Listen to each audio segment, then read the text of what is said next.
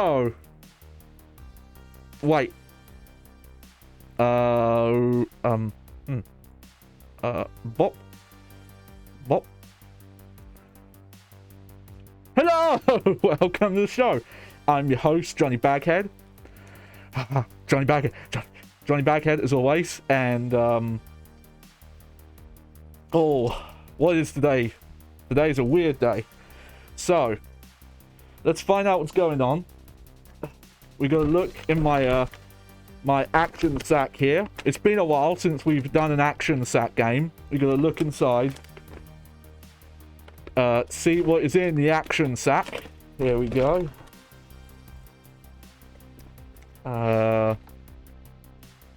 Wait. No, that's the wrong game. What is that doing in there? Who put that in there? I didn't put that in there. I gotta talk to the committee about that.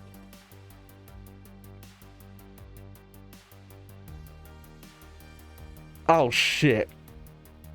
Maybe this is the wrong game. Sorry about the green screen. He's gonna look a bit miffed. It's kind of skull face. And it's flipped. Yeah, we're playing this stinky pile of shit. It's time. It's time for the sequel. Surely it's better than the first game, right? It's the sequel, right? Yeah. Okay, you go back in there because you're starting to smell. If you want to know some behind the scenes about the action sack, this is written backwards. Because, so it didn't look naff on camera. Because I have my camera flipped for this scene. Right, let's put you over there. So, I was going to play through all the Devil May Cry games, I promised. Which means we have to play Devil May Cry 2. Oh. Which is the worst Devil May Cry game. Some people get a bit too ahead of themselves and will moan about the reboot, which the reboot is worth moaning about, but it is not it's not the worst game in the series. It's you know, it has a lot of fundamental issues fitting in with the rest of the series, but we want to talk about like actual trash. That's not a trash bag. That's supposed to be the action sack. It's not my garbage. So we're gonna do it. We're playing on real hardware today. You can't see it. I've got a PlayStation 2 right here. One of my I have 3 PlayStation 2s now. Because I have a Slim that I need to fix because the disc spinner rubs against the console and I don't want to use it and accidentally scratch discs. And then I have 2 fat PlayStation 2s, and the reason why is because there's a couple of games I want to use the iLink cable, and only specific models had the iLink. Sadly, the Slim does not. They took it out at some point because it's only like 20 games use it. But what we're gonna do, we're gonna give Devil May Cry 2 the best shot we can. It's not gonna help much, but to help us out, we are playing with a complete save file because it turns out I hadn't unlocked on my old save.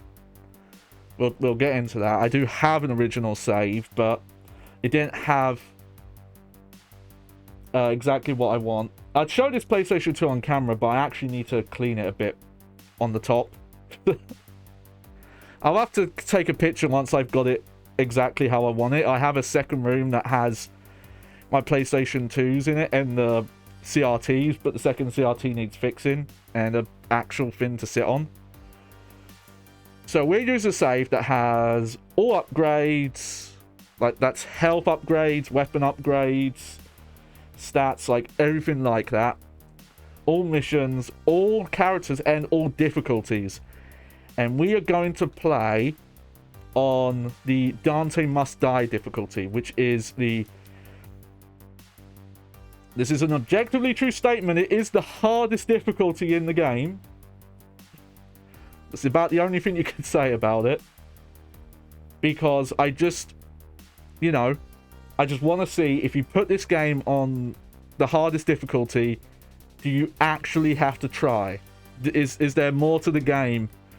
And I think what I'm going to try and do is I'm going to load up the first level and play like the first little bit on normal just to kind of show you. But let's get into it. All right. So there it is.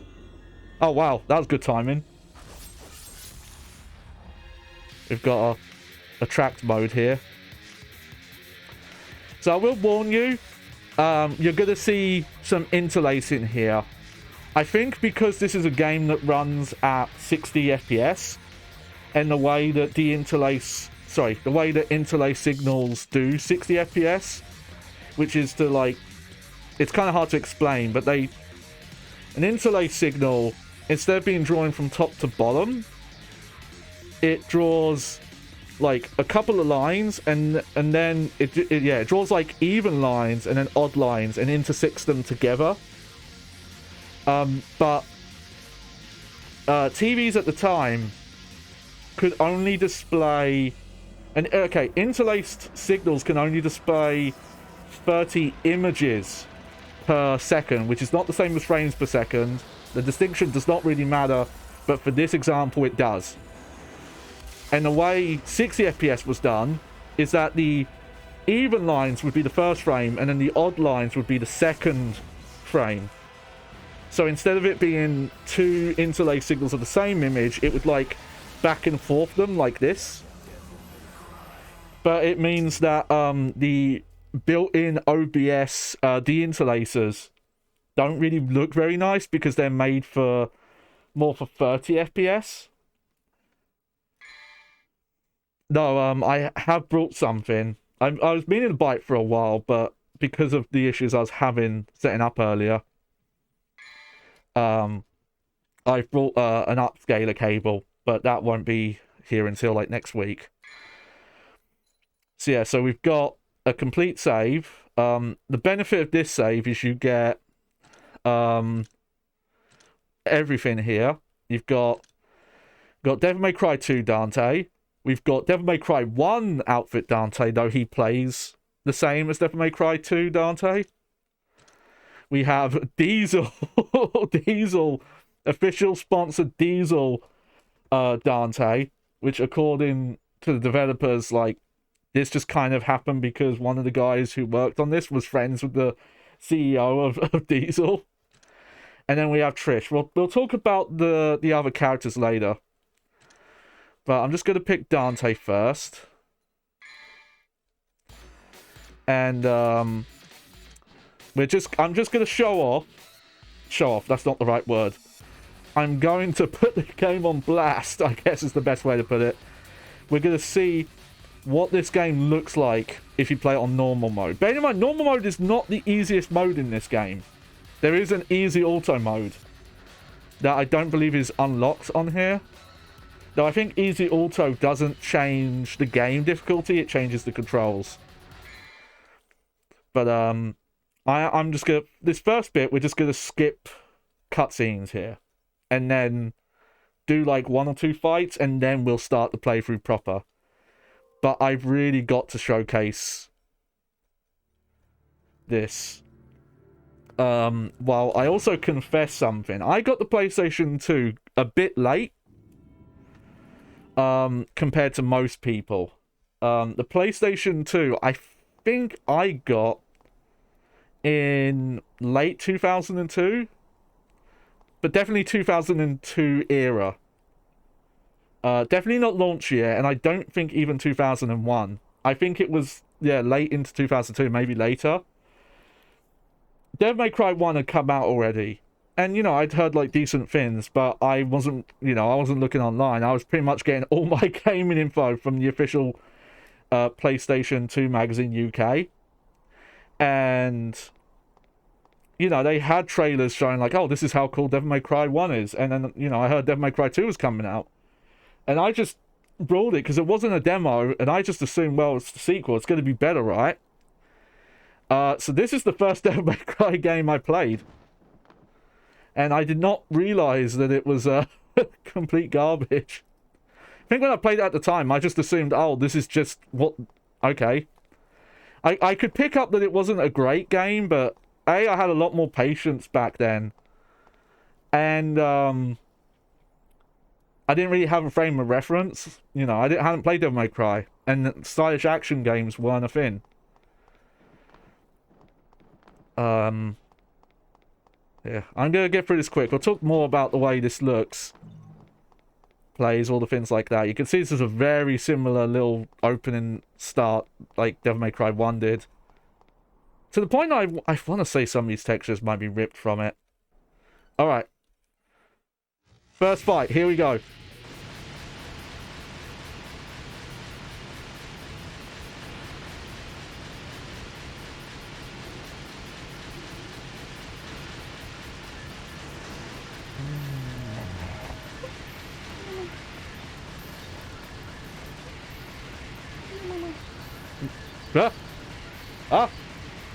What did I miss?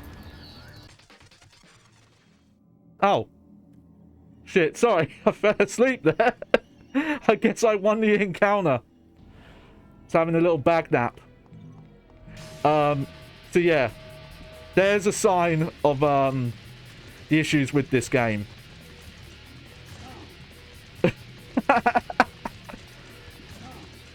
So first... there is a lock-on button. The game just auto-locks onto everything. Secondly, for some reason... Okay, so you can tap the guns to shoot faster, but you can also just hold them, and they'll do that. And also, for some reason, the guns will just auto-launch enemies. And also, the enemies are so passive and have so little to do. You can... There is a dodge button. You don't even need to use it. Now, granted, this save... You know, and also, that's how much damage we're taking. Bear in mind, obviously, this is a fully leveled up character. But, like, that would still be barely any health.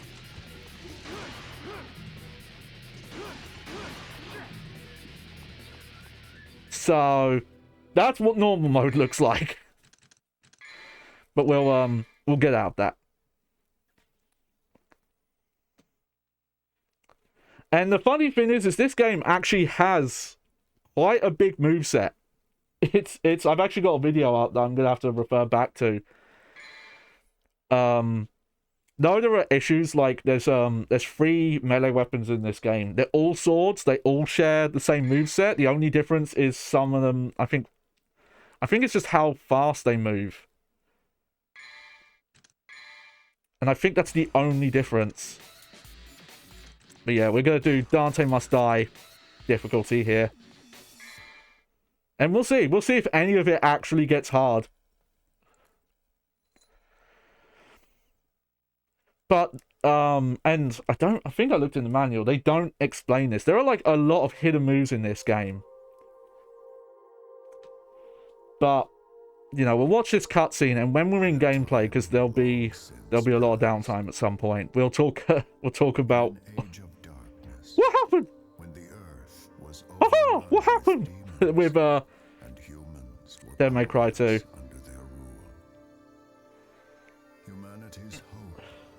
Also, I forgot to do something here. Okay.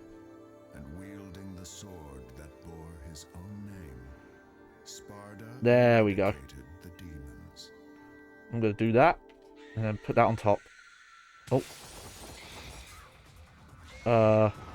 Oh, wait, no. Okay, I need to move my OBS window. There we go. But yeah, this is so one thing this game has over Devil May Cry 1 is it has in the PAL version you can turn it on to 60 Hz mode. So we've got full frame rate here. Devil May Cry 1, the PAL version actually fucking sucks because it plays at slower speed and the cutscenes desync because they didn't fix the cutscenes to run at a slower speed. And there was no 60 Hz mode. This actually does. This is running in NTSC even though it's a PAL copy. And I'm not like hacking to force it either.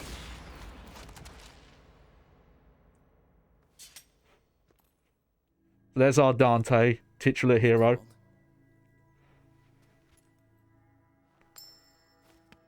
With his two-face coin.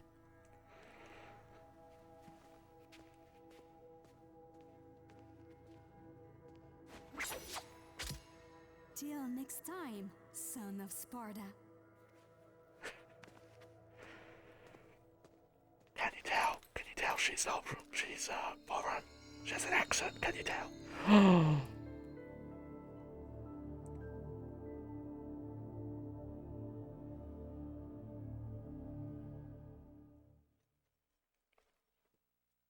Alright.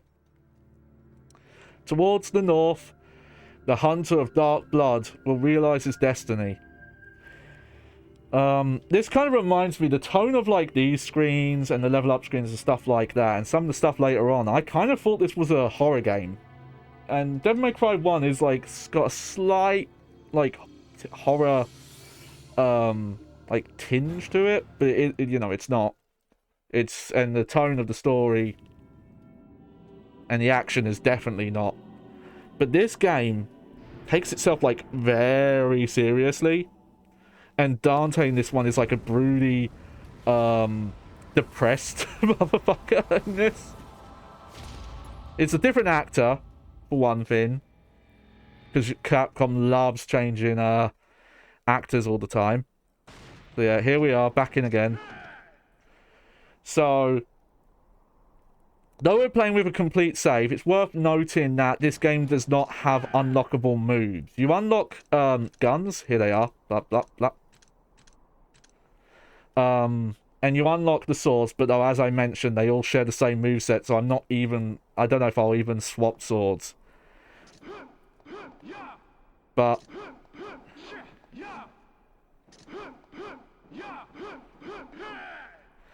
yeah, the full sword moveset is unlocked from the start. And if you were here for the Devil May Cry 1 playthrough, or if you've just played Devil May Cry 1 or Devil May Cry 3, you might notice this game seems a lot slower and floaty. Like, especially the jump. You can, like,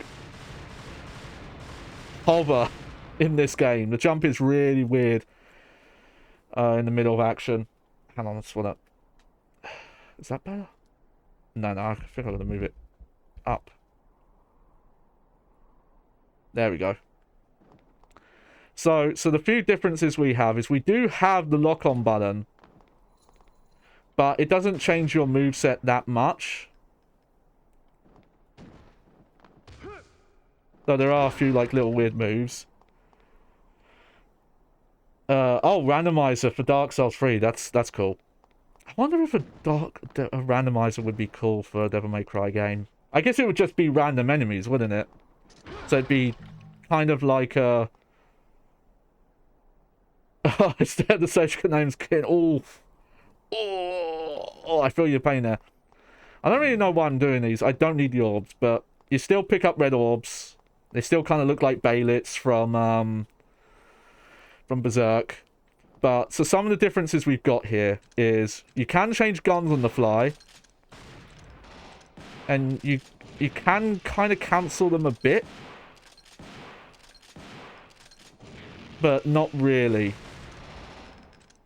But you can swap a lot better, because in Devil May Cry 1, you had to go into the menu. You can't swap swords, but again, the swords all work the same. He's scaled down, so... Oh, okay. That's cool, then. That's an interesting randomizer. We also have a dodge button, which is quite different. Instead of using lock-on and the jump button, you have an actual dodge button. And also, if you look, like, depending on which way you kind of dodge, you have, like, very different looking stuff. We've also got a couple of wall tricks. One of the probably, like, legit interesting things, though there isn't much function to it, is all the, like, crazy wall stuff. But there isn't really much. It's more just, it looks cool. And it's actually something people have asked, What's his name? I think it's Hideki Itsuno. His surname is definitely Itsuno. But asked to try and like bring it back and make it fit into the gameplay more. Because it was only really in this and Devil May Cry 3. And in Devil May Cry 3 it was pretty much only used for platforming. Because you could do that. But what I'll try and do with the guns is I'll try and use them as they would have come up in the story maybe. But after a while we'll just kind of get into them. But yeah, if you come in and you're curious, this is real hardware. As much as it depends on the game, but I like to try and showcase real hardware stuff where I can. Mainly because, you know, I actually do have... So look, we've got different attacks. The enemies can actually do different things.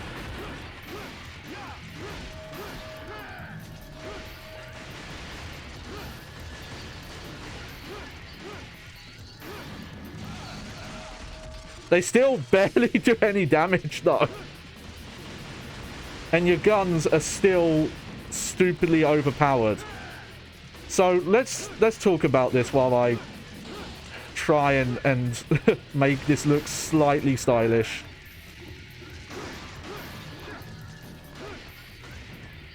Why was this game like this? So, for some reason, Capcom... you know, the publisher, main developer, you know, because they self-publish. When Devil May Cry was, like, wrapping up development, they already commissioned a sequel. But they commissioned a completely separate studio that was an arcade division that was being moved over to console, because this was the time when, like, the arcades were dying. And everyone was being moved over to console development.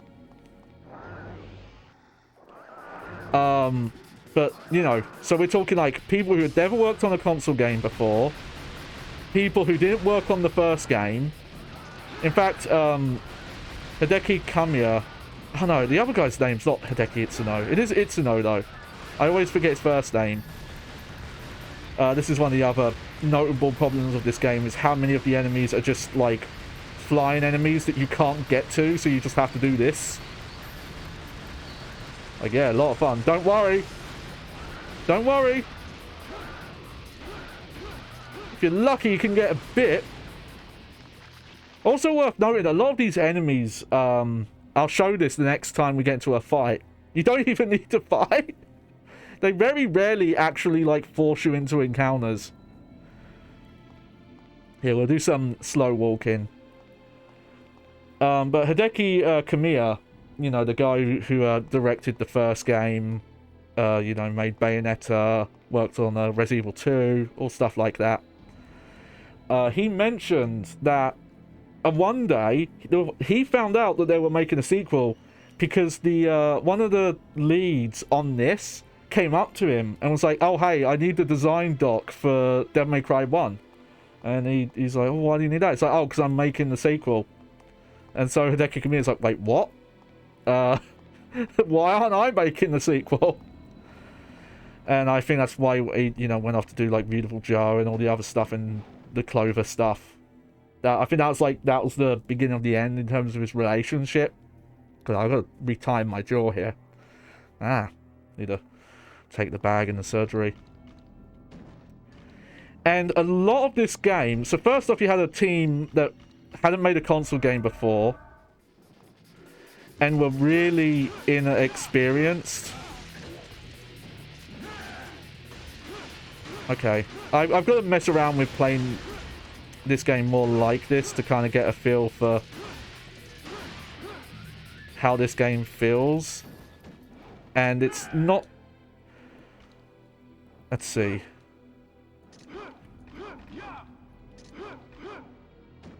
It's a lot hard. There's not many opportunities. It doesn't look like you can cancel animations and dodge out of attack animations as easily as you could in Devil May Cry 1. Okay.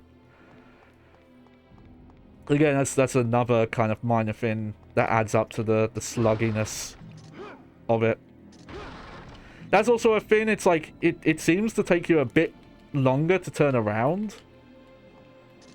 Because, like, listen, hang on. I'm moving this way. I'm, like, pressing the stick the other way. The reason why is because you control combos by, like, doing inputs and then pushing the stick to do different combos. Instead of the pause and delay inputs that were in Devil May Cry 1. So, if you're, like, already mid-combo, you can't, like, turn direction. It's actually really annoying. But a lot of the design for this game... Here we go, we've actually been forced into a combat encounter. But a lot of the design of this game was based on a survey that Capcom made of people who, I guess, just didn't like the first game. And they were like, hey, if you didn't like the first game, what do you want us to change? And so they asked people, and it was like, oh yeah, the guns, they don't do that much damage, and the game's too hard, and the levels are too cramped. I want, like, big open arenas. Which I think is a funny criticism, because, like, there are a lot of, like, big open areas in Devil May Cry 1. It's just like most of it takes place inside a castle.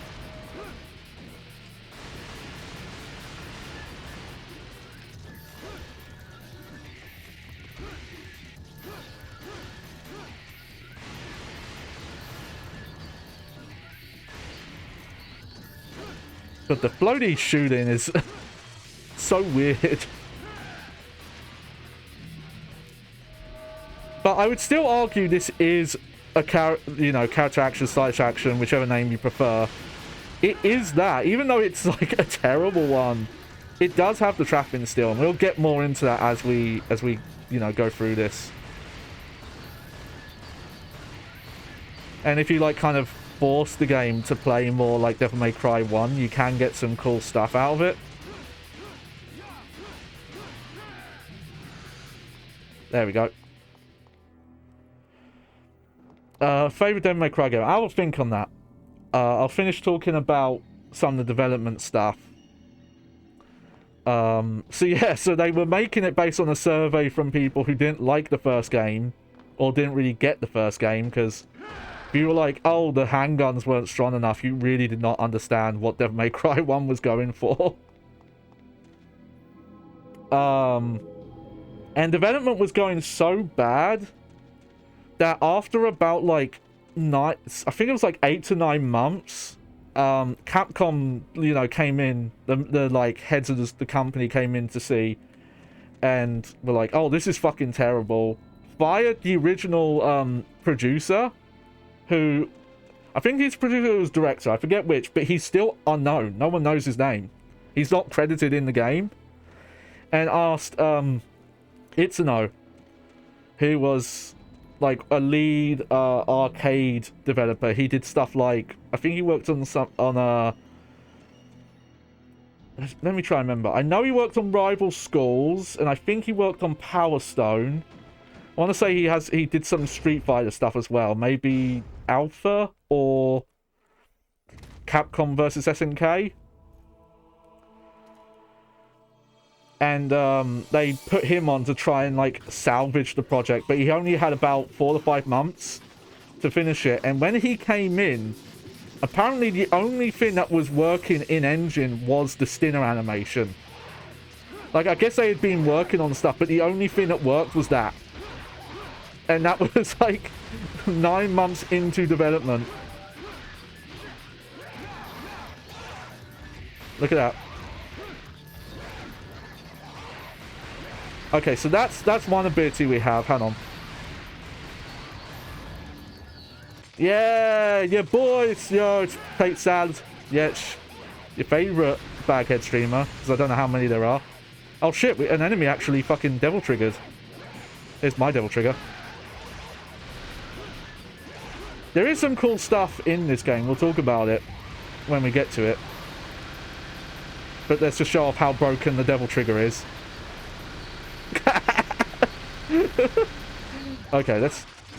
It's actually, like, makes the game harder if you rely on the swords and try and play the game like it's Devil May Cry 1. Also, I noticed you can, like, get your style meter up really high just by doing a Helm Splitter. If you get to, like, D, and then Helm Splitter, and you hit, you can get to, like, pretty high up in the style rank.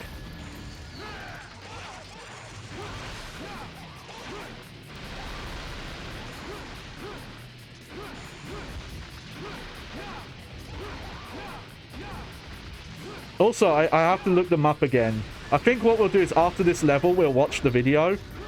Hey, bingo.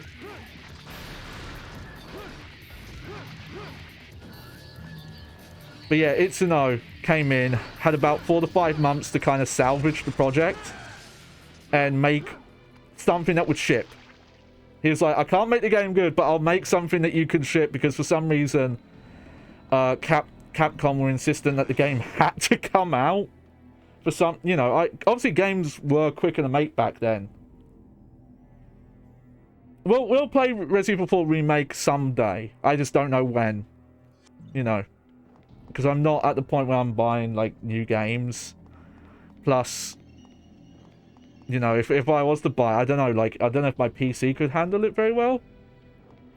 Or if I would, you know, buy the PS4 version, which is okay, but definitely looks a bit janky in places. Also, from what I understand, most of the dev team who, like, worked on this didn't even really like Dante from Devil May Cry 1. It's why his, like, personality is so different here. Woo! And, there is one good thing. Like, the main good thing that came out of this is Itsuno was so upset that his name was credited as the director that he made Devil May Cry 3 with mostly the same dev team that made this to prove that he could actually make a good Devil May Cry game.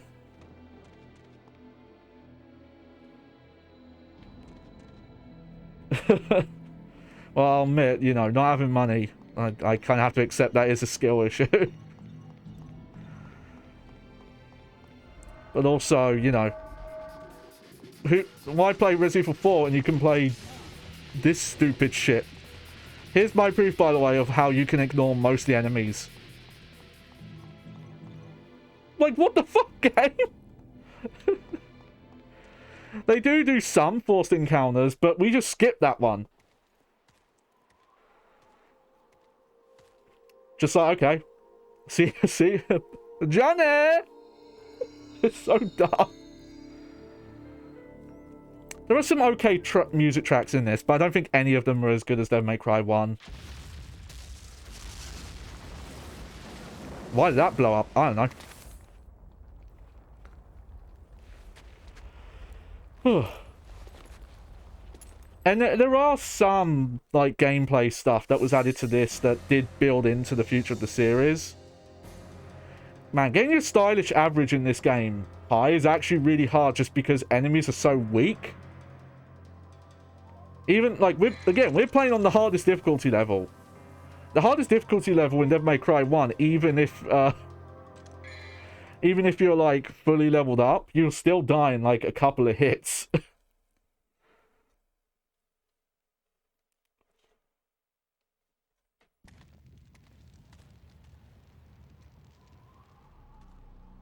Alright, but here's this lady again. Not Mistral from Metal Gear Rising. They really made a big mess, didn't they? Let me know if I need to turn the game up or not.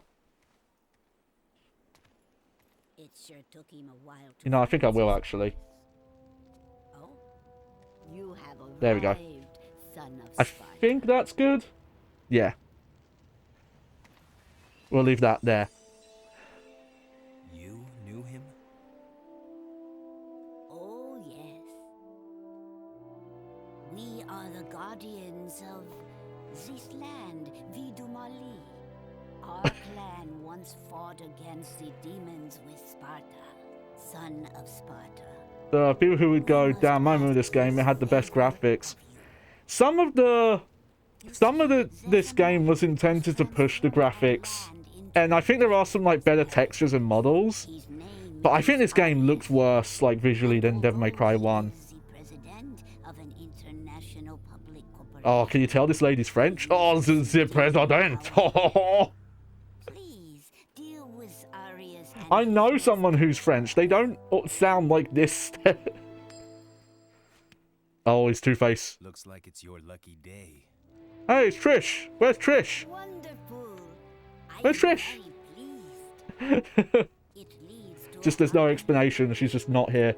If you are successful, I will tell you a story about your father, son of Sparta. Oh, who are you to deny my children wine?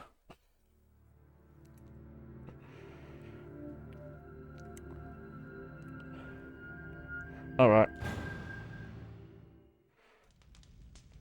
So we are level 2. All right, so let's start showing off some of the stuff that's in this game. Oh wow, got Smell of Fear. Okay. I thought this was just makes enemies not come near you, but that's like a 3 hits of invulnerability, I guess. So here's actually no, we won't show it yet.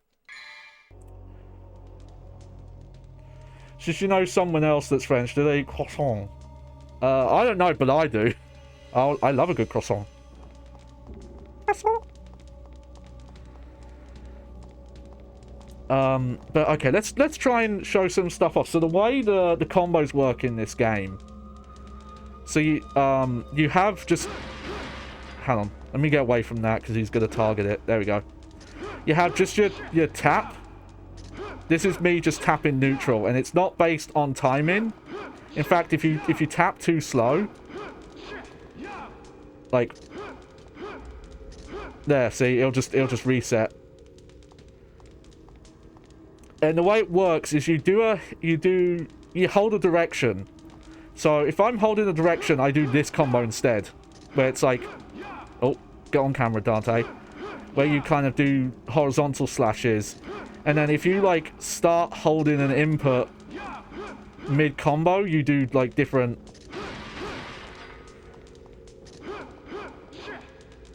combos as well, like that. Yeah, castle. And then you know, you have Helm Splitter, you have Stinner, and then you have that, which I forget the name of, and you could also hold it to go up in the air. You do have a couple of new moves though. We have this air combo, which you get by holding R1, where you do kick, flip, and that. You also have this weird move, which is land, hold R1, and press triangle. And it's actually a different move if you're in DT mode. You know what? Hang on. Let's bring the video in, actually. What's the best way of doing that? Okay. Yeah, because we can leave this paused here. Add browse. No, I want window. Yeah, I want window capture. Okay. Yep. Here we go. Hang on. Let me. There we go. Hello. I'm back. So yeah, this is a video by Dysfunctional Dysfunctional Dildo. Thank you, Dysfunctional Dildo. You're the best. I didn't read that. Yeah. I've watched this video multiple times. I never read the guy who made it. Oh, that's beautiful, man. And I don't know if the song in this is DMCA, so I'm gonna mute the video here, and we're gonna look through the moveset here. But this shows you that this game weirdly has a lot of moves, and it's not explained anywhere in the game how to do this. So yeah, so it's like you go from neutral, and then you push the stick in a direction, and it will let you do these combos. So there you go, we got DT exclusive combo.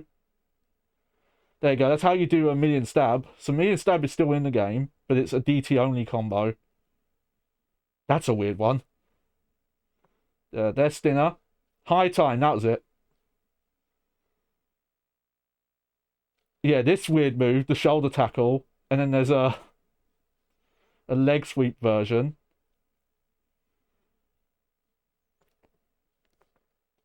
And then yeah, there's the air combo. I actually don't think I remembered that was in the game. Yeah, there's Ebony Ivory, which does shoot a little quicker if you mash, but not as you can't mash as fast as you can in Devil May Cry 1. Here's Twosome Time, which actually did come back. It's a bit useless here because you actually shoot way slower. There's Rainstorm. It's interesting because some of these moves did come back in the Gunslinger style. It's like weird, the mistakes from this game, they spun into really interesting stuff. Here's the really crazy stuff. I didn't know about any of this. So this shotgun has a really advanced moveset. These are some of these moves I thought were invented in Devil May Cry 3. No, they were invented in this game. Like these moves. Look, the like nunchuck shotgun move and this stuff. And yeah, you could also do Twosome Time with the shotgun. In a bit, I will pause the video because there is some like secret stuff shown off in this. I think once I get to like the DT, I'll pause it. And yeah, there's a missile launcher, and it just does that. Fair enough, because the grenade launcher in Devil May Cry 1 didn't do much either. But yeah, this is just showing the DT combos, which are mostly just slightly modified versions of like your existing stuff. Okay, we'll pause here because this stuff will come to explain a bit later. But here, I'll do that for now. There we go, and we'll get back into it. Oh, that's the wrong button. So yeah, there is an actual, like, quite, like, sizable moveset. It's a bigger moveset than you had with, the sword. What was the name of the sword? I've forgotten the name of the sword now. Was it Alistair? Oh, yeah, is it Alistair? It's a bigger moveset than you had for Alistair in Devil May Cry 1, but obviously you don't get any other weapon types. There are other swords. Here, I should show them actually. Here they are. Here's Rebellion. There we go. And then here's this sword. But look, it's the same. It has a longer reach, and I think that one does slightly less damage. And then you have Vendetta, which is shorter, but I think does slightly more damage.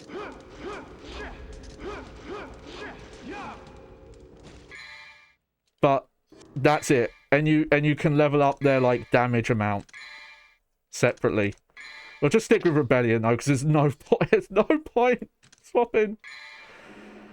And it's a shame because it's not revealed. It's in, I think it's in the like 3124, or was it the 3142? Because they kept changing the fucking canon order of the games.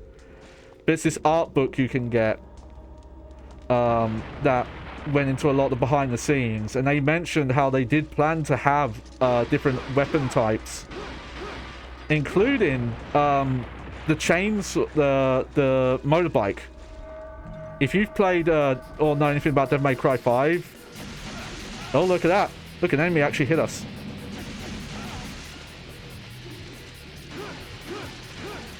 Something that's a bit naff is I think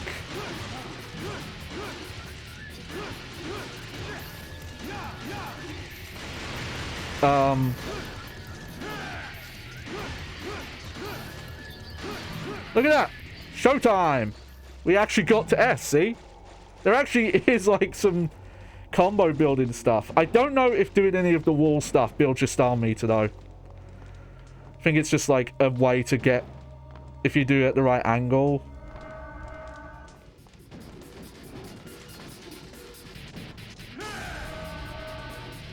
You know what? I'll see you guys later.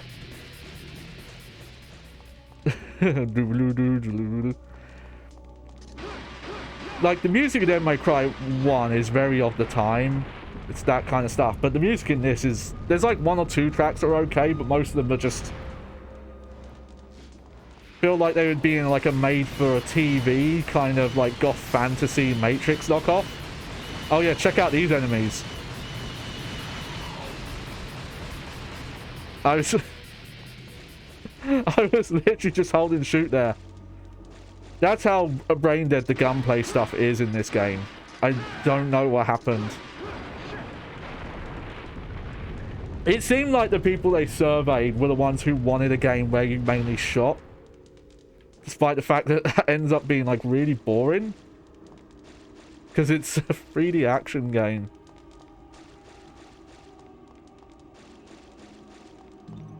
Also, holy shit, does this area look really bland and grey. This is like before that era.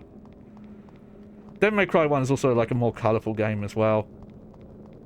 Oh yeah, there's this bit. When I was messing around with the difficulty levels to see what they are like, I solved this, and I feel like I didn't do it right. But I somehow solved it.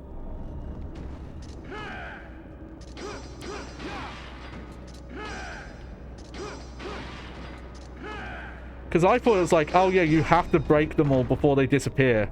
Right? But eventually it just kind of solved.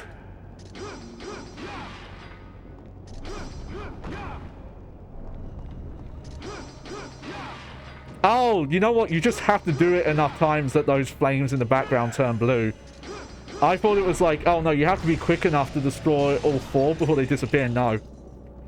Which maybe that was the original puzzle and they found it was too hard, and instead of making the time longer, they just were like, nah, just break enough until you win. But yeah, for some reason, people wanted like bigger areas and more space. And the side effect of that is like, the areas just look like big square rooms. Because you have to make them kind of simple to keep the frame rate up. You know, to keep this running at 60.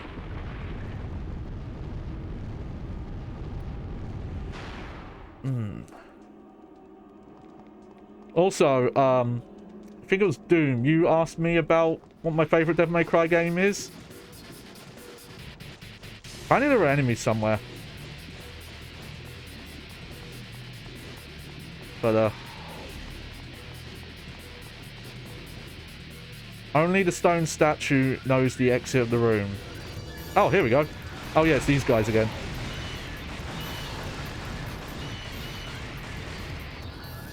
Oh, God. Wow, is the game slowing down here.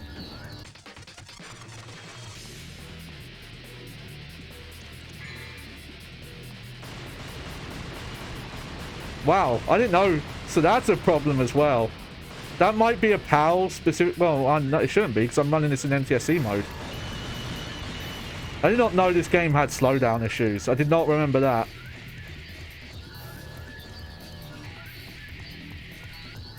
And you know, for making these areas bigger, the camera is like way too zoomed in.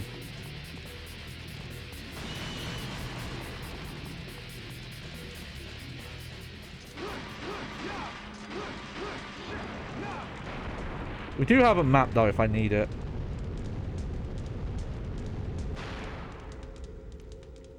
Alright, I think that was this way. Let's have a look. What does the map look like here? God, that's such a bad map! Like, where am I? The Devil May Cry 1 map is better than that even. How did they make a worse map?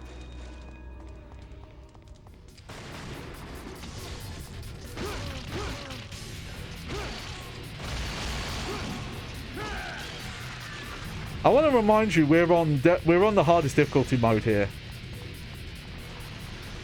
Okay, that's where we came in, I think. Oh, yeah.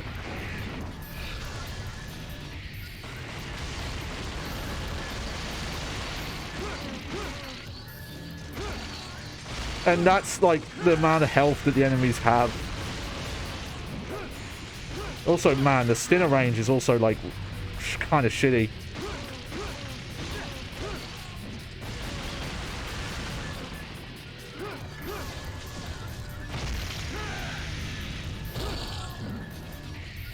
Also, boy, is it easy to,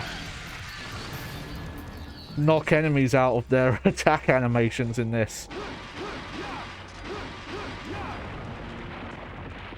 Oh yeah, here we go.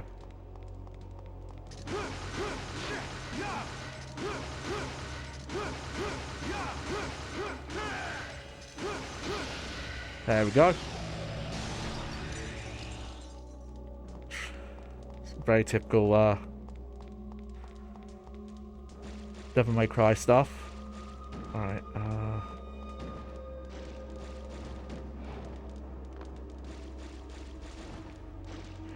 I think my favorite Devil May Cry has to be Devil May Cry 5.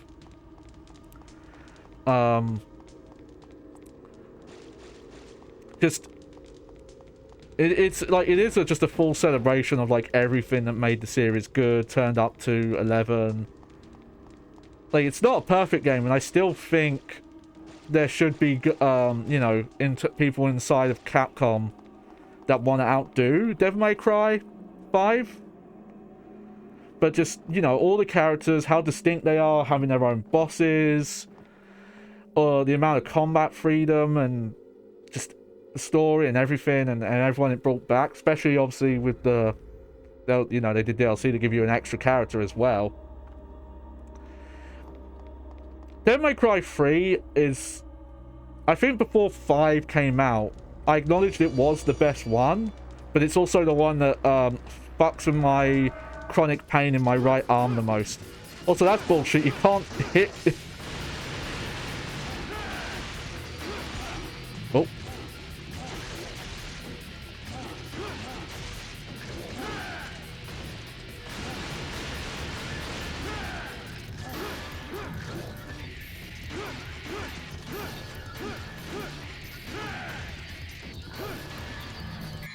Bingo! Oh yeah, I don't think we have a taunt in this game, by the way.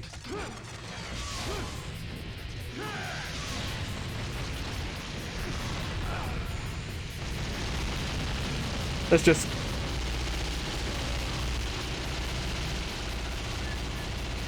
That's definitely the thing with the DT in this game. Unlike Devil May Cry 1, it's kind of just a, oh, I just don't want to do this fight.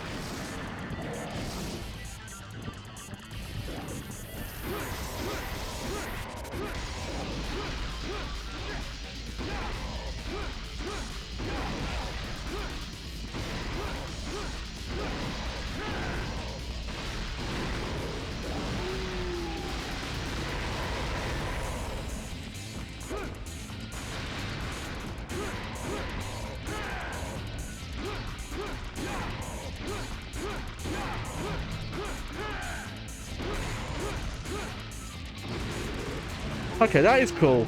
Because enemies being able to... Oh, wow. That just gains you Devil Trigger. Holy shit. In level 2? Oh, I think I know why.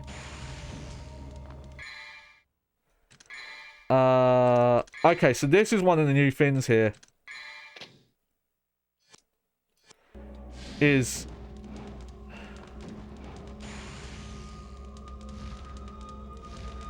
being able to customize DT. And it giving you different abilities. It ends up not being that fulfilling. Man, my damage was D. I didn't even take that much damage. I mean, I took more damage in the first level, but still. That seems to be more, maybe more where the challenge is just trying to get high enough letter grades. But it's so... It's not easy when the enemies fucking, you know, die so quick.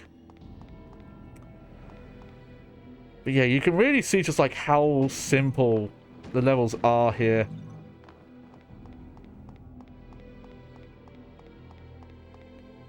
Man, this reminds me of the it's actually Sephiroth's main theme. The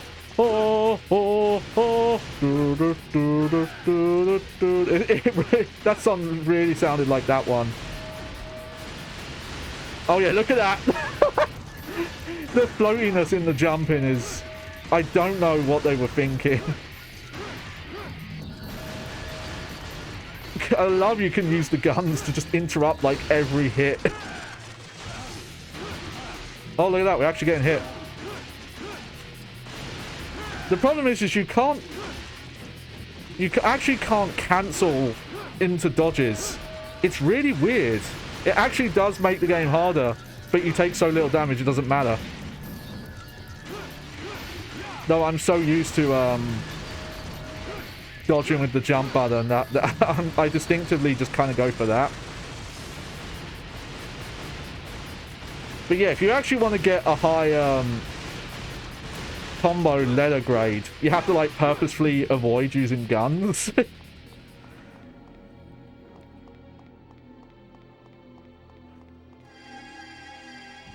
Oh. But yeah, in terms of like, you know, favorite Devil May Cry games, like yeah, Devil May Cry 3 was my favorite for a while. But it causes me pain to play on certain difficulty levels. No joke, this is what you have to do here, because the enemy is at the end of the level here. Look, there he is. Ha! Ha! You have to Zelda roll.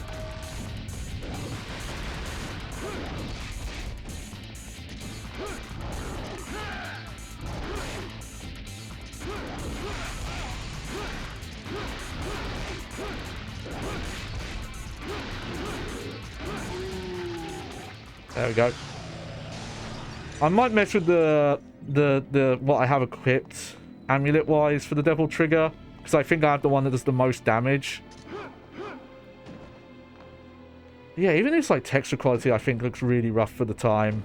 Just because, yeah, they were prioritizing like bigger areas and they thought that just was graphically more impressive. So Devil May Cry 4, I think I liked playing more than 3. Even though it's a way less polished game. Though, you know, it has a lot of fun in it. And Nero's a lot of fun. Even though he's a little underbaked in terms of the moveset. He's like almost a full moveset. He just needed like one more thing. Oh shit, he actually hit me.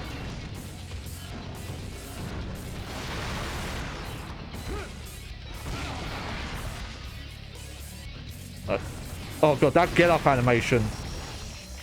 Man, you don't actually have a lot of iframes on moves.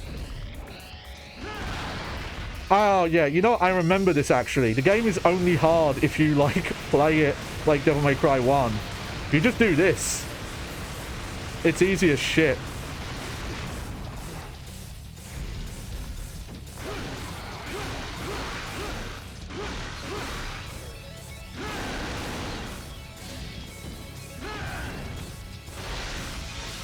Oh yeah, there's my submachine guns. But like at this point, your only option is to like shoot.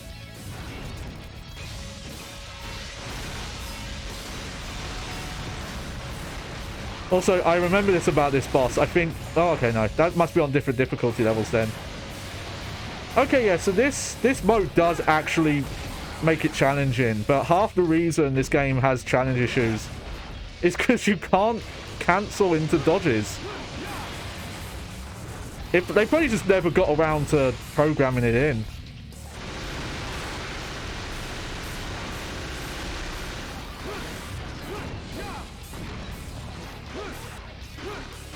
Oh god, and the camera here is terrible.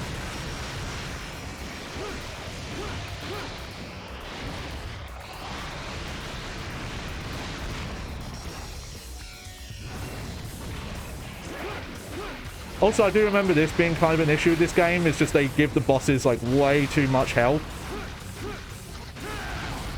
Yeah. There's a lot of, like, hits where it's just you don't really have a choice.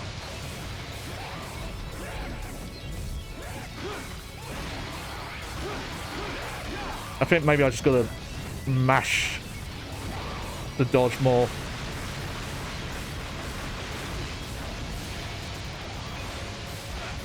This is interesting though. It is more challenging than like what I'm used to. It's just you have to spend so much time playing this game to unlock this mode. Because you have to beat the game like 6 times because you have to do both characters.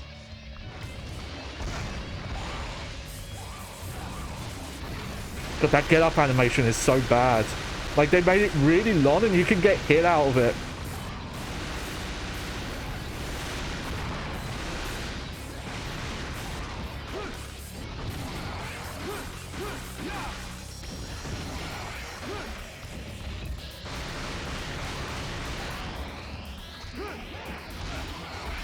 Oh god, is there no like iframes on the dodge either? Oh man, is Devil May Cry 2 secretly the hardest game? No. not even gonna pretend.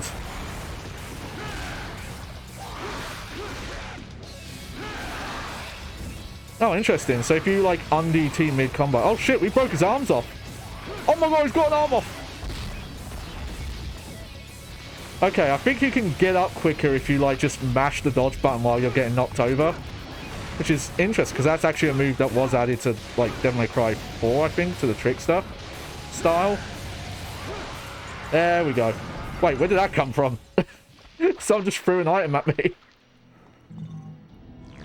But yeah, again, that was a boss and we didn't even lose half our health. And I was not playing like with a lot of attention and skill. And you can definitely, if you just put yourself in the right position, you can just stand in a corner and just shoot. That guy, not so much. That guy is a bit more resilient for sure. He actually does follow you.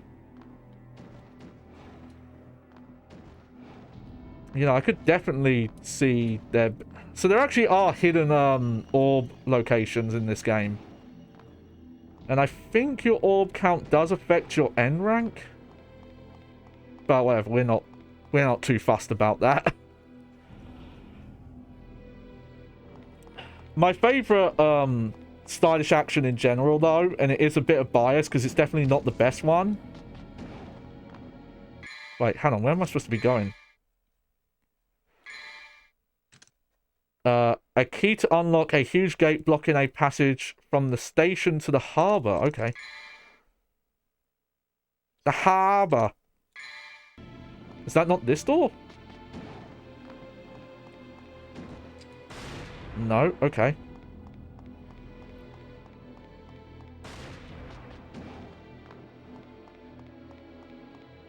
Oh, you actually don't have to press a button on the doors. You just run into them. Okay. Was it this? These look like doors, but no. Okay, I guess we're going back. How long have we been going for? Yeah. How long have we been going for? Well, an hour. Okay, that's a... Cancel the stream, everyone. No, I knew it hadn't been long. Just... Oh, there we go. Come on, that door did not have that lock on it. Jesus Christ, that was a short mission.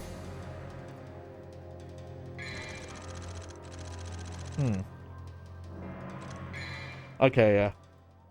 It is really hard to get... That's the thing as well that shows you kind of how dodgy this game is. That getting your style meter to anything like to get your average a high and a D is really hard in this game.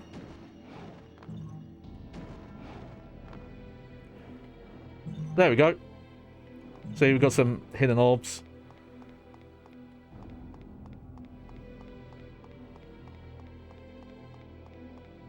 Wait a sec, is that where we came from? Let's just look at the map. Yeah, I think so. Yeah, it's hard to tell though, because the camera, yeah, looked a little different. There we go.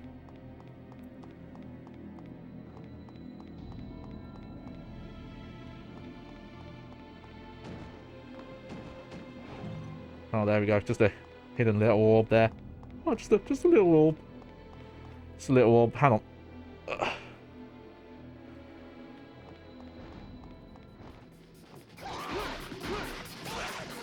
Oh god, I do not... I really do not need to fight these guys. I guess the main reason to do the optional fights is to try and get your, like, DT average higher.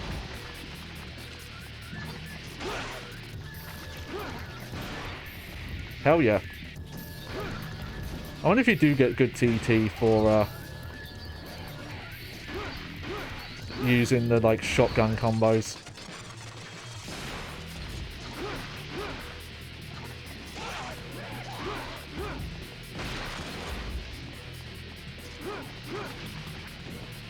Oh yeah, the sword auto locks as well, which actually is kind of an issue. Because I don't think there's a button to change who you're locked onto in this game.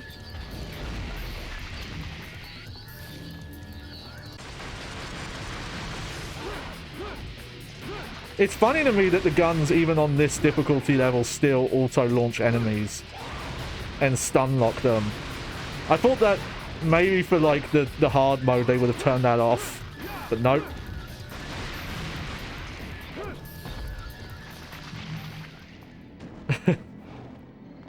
Well, we're trying. Gonna try and make this game look as stylish as possible.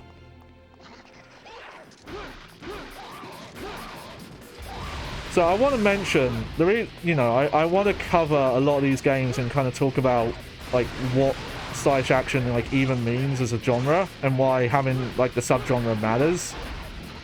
Because some people don't consider it like well defined or even worth having a definition.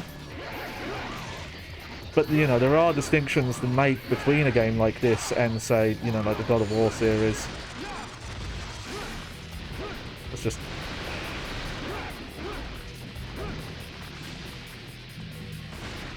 More?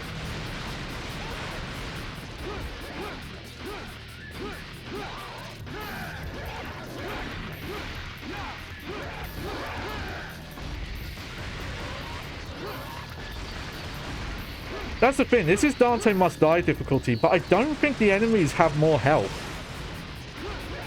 I think they, like, maybe just have new attacks and maybe do more damage. Are you ready? Look at that, we actually got S.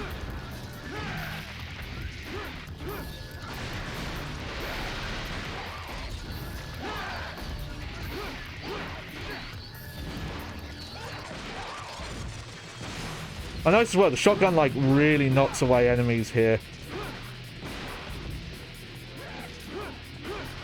God, how many of them are there here? Like, I'm over this encounter game. Do they just infinitely spawn?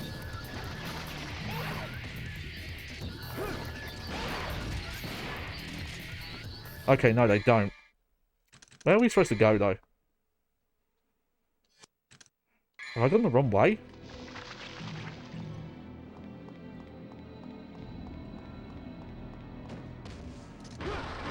Oh no.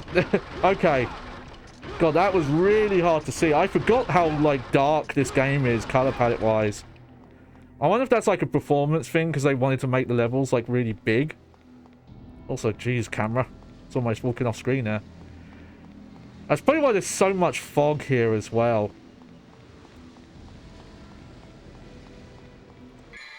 Okay, hang on. Just gotta sort something out for a puzzle coming up here. There we go. The amulet system's interesting, but it usually just... It kind of ends up just being for, like, specific puzzles and areas. Which you'll see coming up here.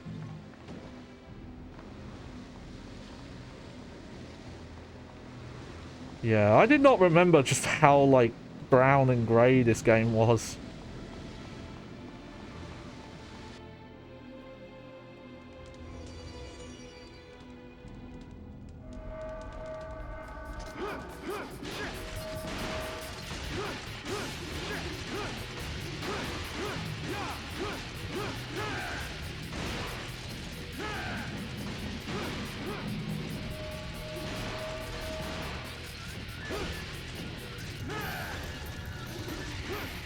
Oh. Doing a spinneroonie attack on me.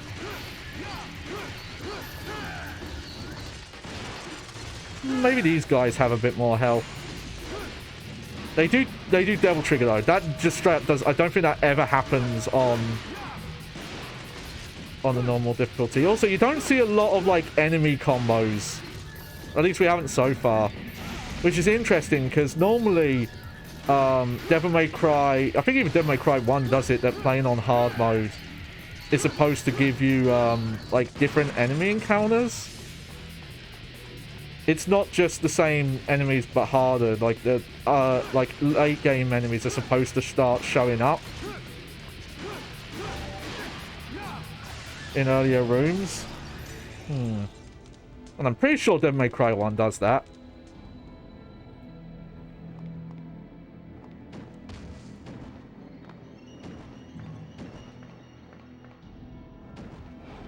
Huh. Why can't we use this staircase here? I don't know. Are we actually even supposed to be in here?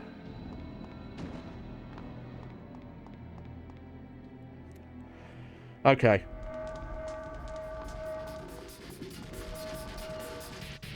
Yeah, it's weird you don't have to press a button to go through doors, because it would be very easy to, like...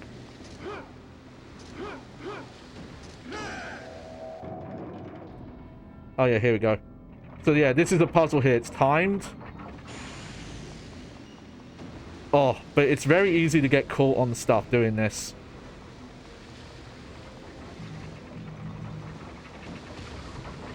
But that's the secret, is you can roll under that. It's very easy to mess that up if you don't roll. Because at the time, it was like very common for not to expect the roll to actually give you a smaller hitbox. Oh. Oh yeah, this boss.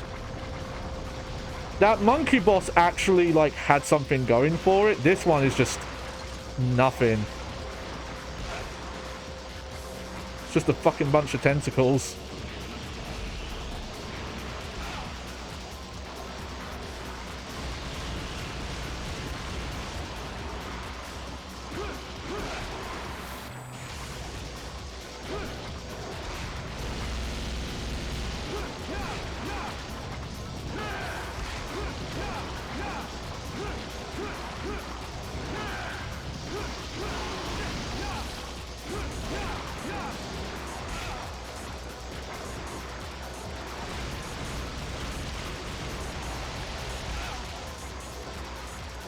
If I remember right, the best way to do this boss is literally just to keep doing this. Just to do the...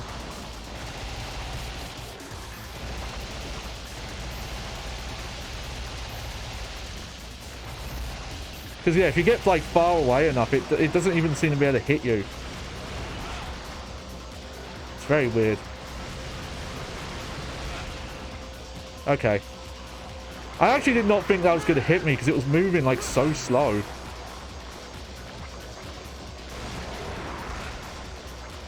Man, there is like no iframe on the...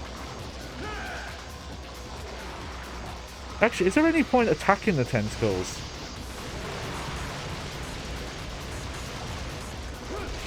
I'm trying to figure out how you like intended to do this fight.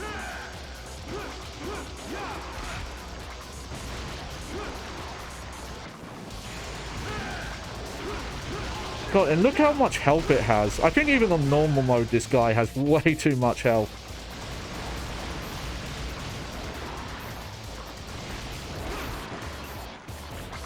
Yeah, I know some people insist it, but I actually don't think Devil May Cry works as well with dodge button. It just...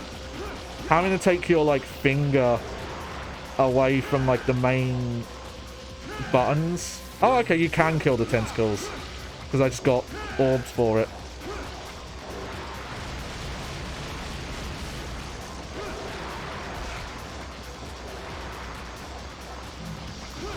Oh, wait, but it fucking came back. Okay. No, no, target that one. What are you doing? Oh.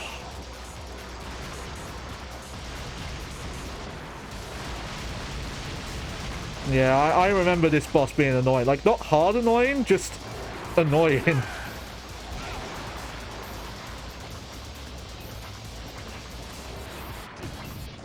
Oh, okay. So while that poison thing's going on, I can't get in there unless I, like, DT.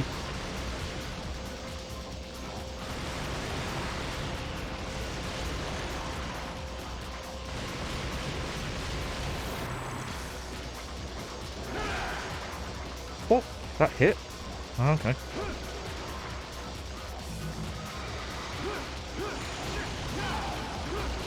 Wow, and he does not stay vulnerable for very long. Yeah, I remember, like, even having a little bit of trouble because I was, like, very new to action games of this style at the time. You know, at this point in time, like, most, you know, games like this were either beat-em-ups or, like, 3D beat-em-ups, and they were, like, very basic. And as basic and kind of janky as this one is, it is still built like Devil May Cry 1 in places. Oh, God. It'd be nice if I could see camera.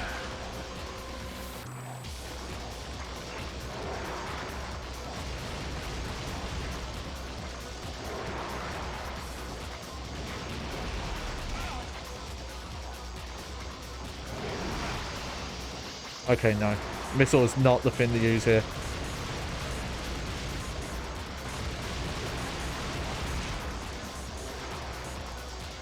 But you don't use...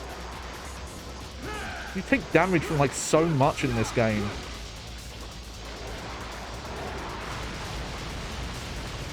Not... And it's not even doing that much damage in the grand scheme of things, either. That's the funny thing.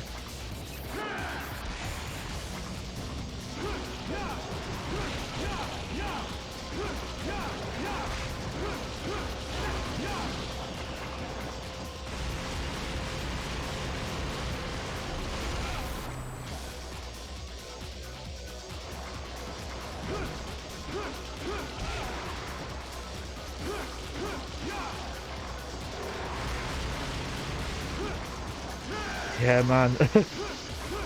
I had, like, vague memories of this boss fight just not being good and just taking way too long. It straight up feels like I'm trying to do it how it's intended, and that's actually the worst way to do it.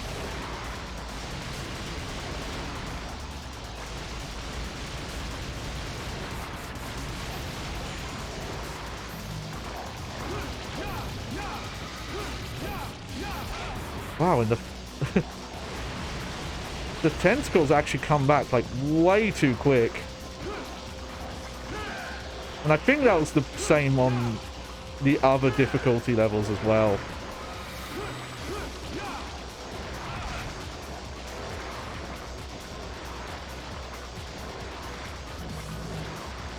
Yeah, I think they just want you to DT here because they're dropping DT gauge. It's just a gimmick fight.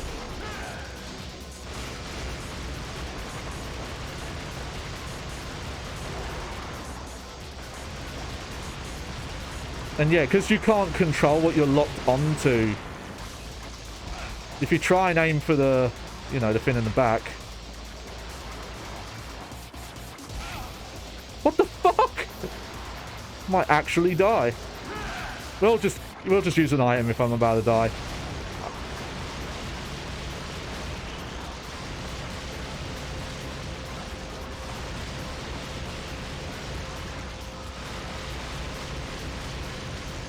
Don't test me, game. I'll cheese this fight out.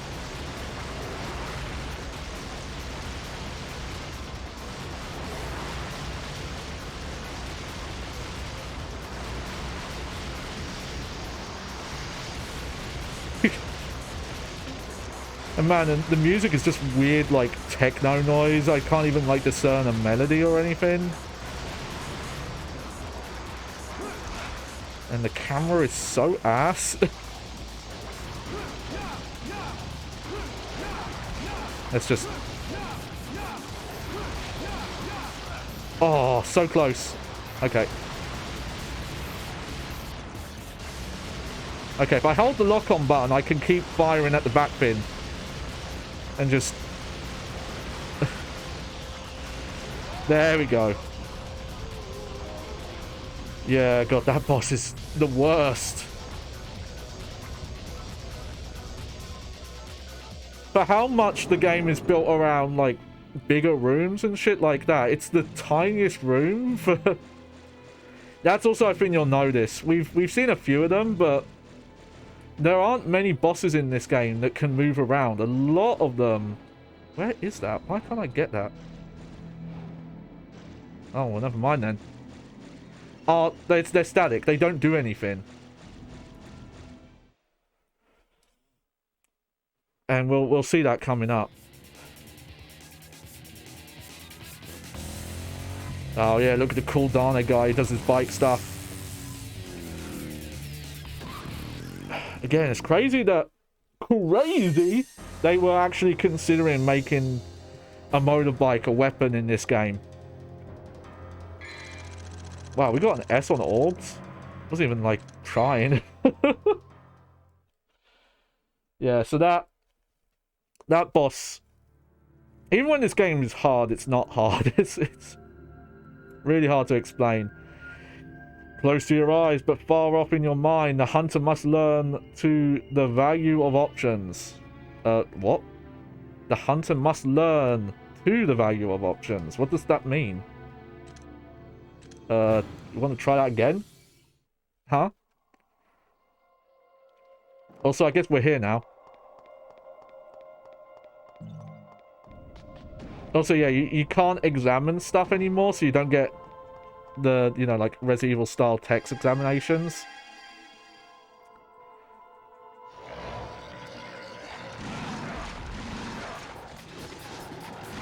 Okay, these guys are a slightly harder fight, it looks like. Because, I highly recommend looking up the Probe Cat video. Real gamers don't skip Devil May Cry 2. And it showcases how on normal mode, these enemies don't... Sometimes they don't even go for you. Like, look! And then they just stop moving?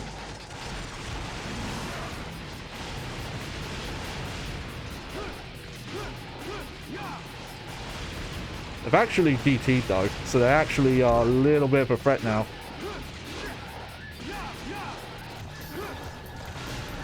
Yeah, they definitely give enemies more health. Might just start using... Like, the more issue I'm having here is trying to hit them, because they're just moving.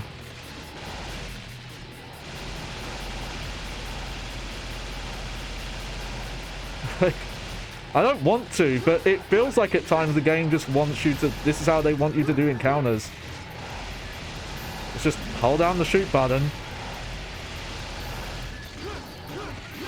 Yeah, holy shit, they gave these two way too much health. And that's the thing I remember, like, the game is easy, but they do give us, the enemies, like, way too much health. Probably just to, like, justify the damage upgrades, so you don't just feel broken. But then this makes you feel broken.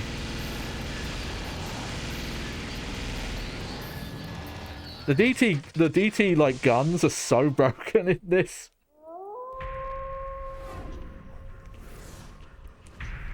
By the way, there is a story in this game. We just haven't seen it yet. Oh, look at that skull guy.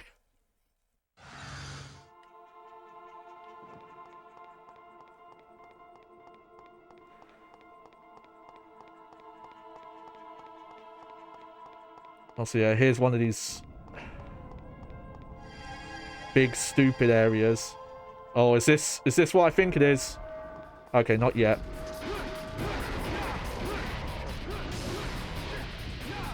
Oh god, that's a bad camera angle.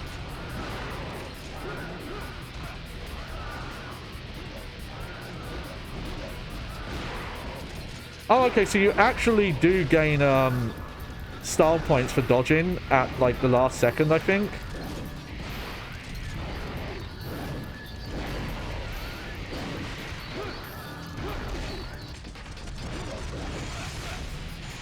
The thing is like, I do have this in the display mode that makes the game a bit brighter. I think this game is just incredibly dark.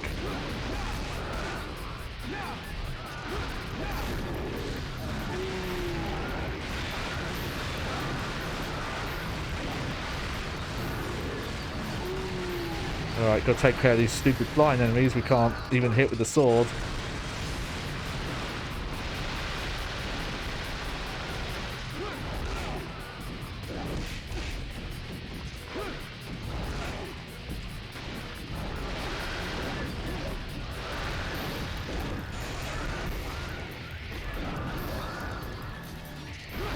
You shouldn't even be able to get knocked... Okay, maybe I DT'd late. I do not remember all this slowdown, though.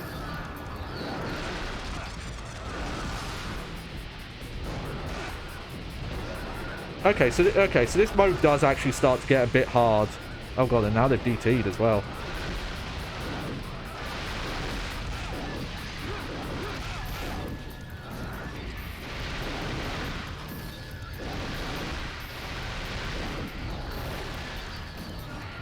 The camera is doing me no favors here, though.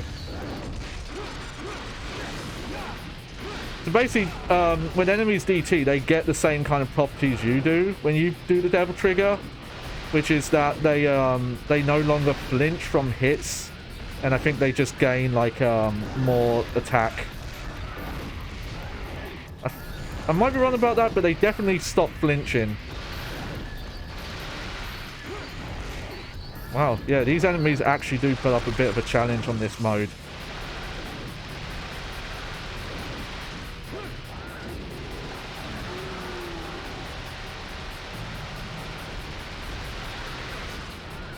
Might actually have to equip the DT thing that makes me regen health better. Oh no, we've already got it equipped. Yeah, we do have different elements, but I don't know if they actually do anything outside of some specific boss fights. Also, because the DT gauge is red, I actually couldn't tell how much DT I had.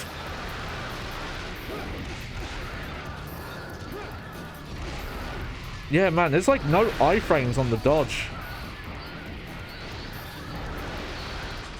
Yeah, it's... The game really does not want you to melee enemies. It like actively punishes you for playing like that.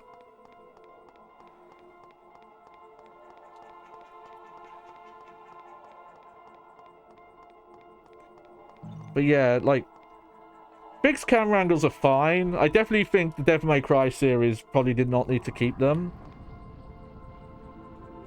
Oh, okay. That was really hard to tell where that was leading to, game. Okay, is this it? Is this the bit I'm thinking of? Oh. Hey, it's that boss again.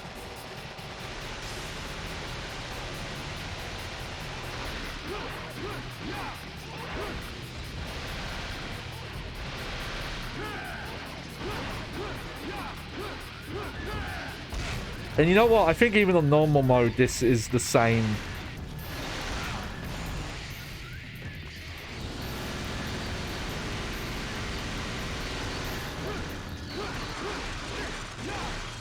Holy shit, they gave him a lot of health bars here.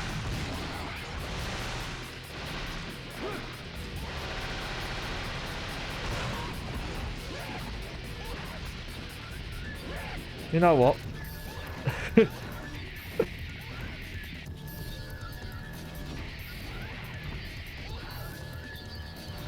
Oh, apparently you can't go that way.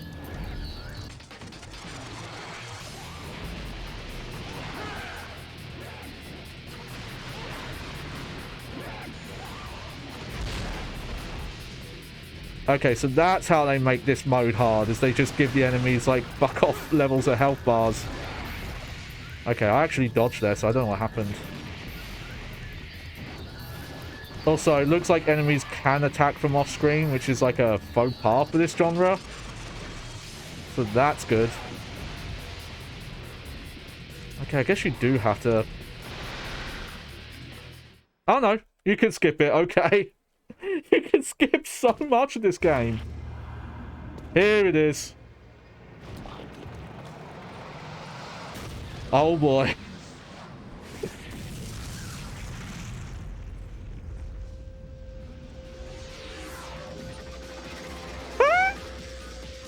It's a demon tank.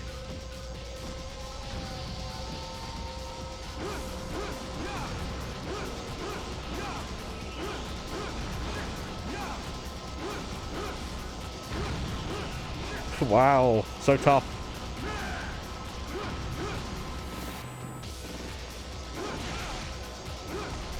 It actually does fight back a little bit.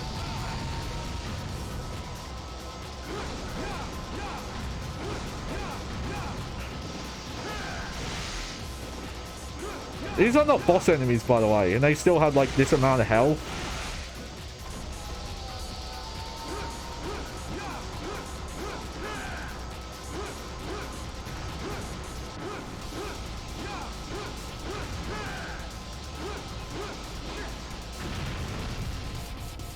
Oh, okay. So they can... That's a bit weird. Oh, wow. They can... Okay, so I didn't know that. They can,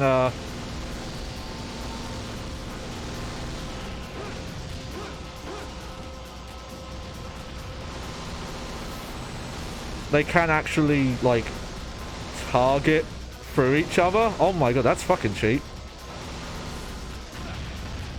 So that's how they made hard mode.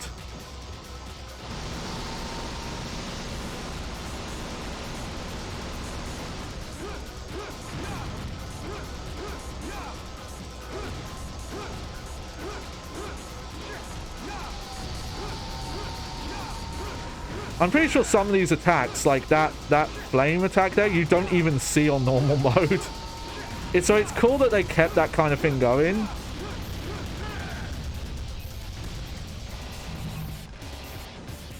Also, man, enemies do not drop health even as... I noticed the first level is like a lot easier than these other levels. I think they straight up just...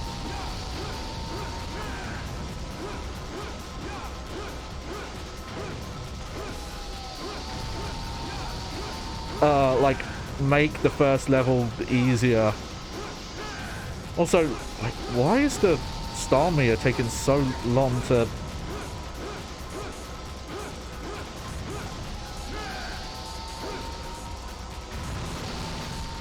Okay, there we go. We're in showtime finally. Like, what is this? Some of this stuff they could have just... I don't know, like...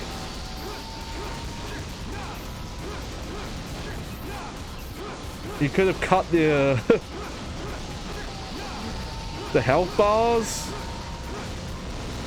I guess they like didn't even have time to make the tanks move, because like the tanks don't move.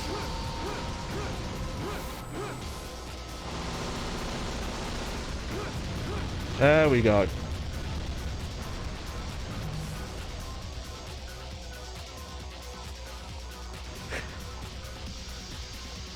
Oh, it's so tense.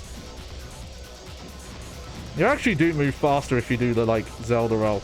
Also, you know, you can just fucking ignore them. That seems to be, like, a common theme of the games made around this time. Oh, actually, can you?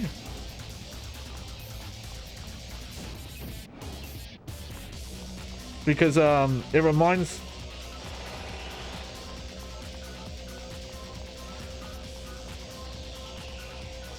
Reminds me of Resident Evil Code Veronica. Wait, is there anything back here?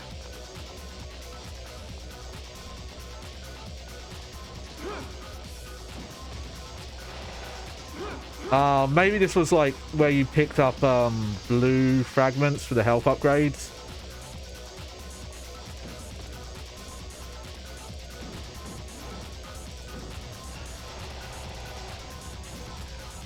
I like I'm still technically locked on even though the enemy is like... Okay, that was a circle. Maybe we do have to take care of the tanks to load the next bit.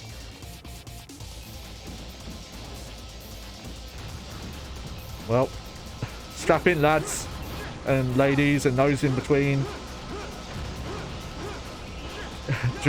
Uncle Johnny Baggy. God, there is a lot. Like, it's only one enemy, but I can tell that there's slowdown going on because my combos are, like, slower than they were earlier.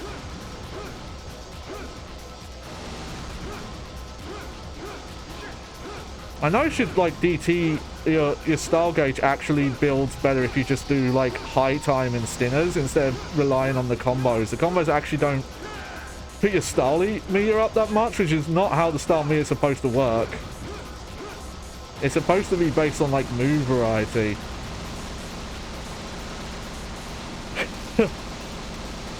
Well, you know, I'm taking a bit of a break.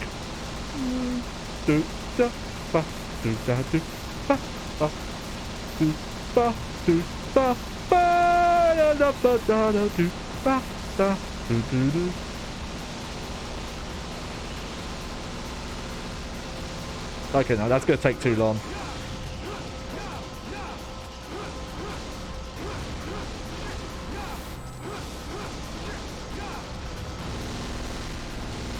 Okay, the DT guns is the quickest way.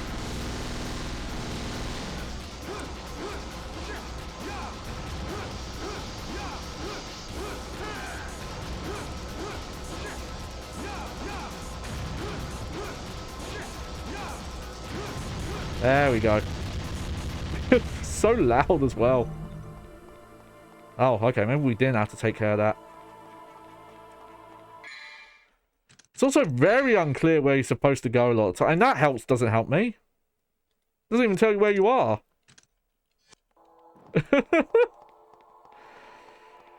The sad thing is I beat this game as Dante when I, you know, back in around like 2002, 2003, and I just thought like, oh yeah, no, this is just how it must be, I guess. I can't say I had like a good time, but I didn't have a bad time per se. Where actually am I supposed to go?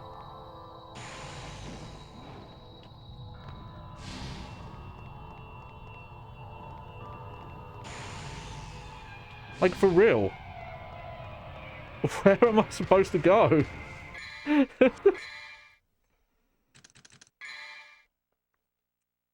Okay, we defeated the tanks, and then what?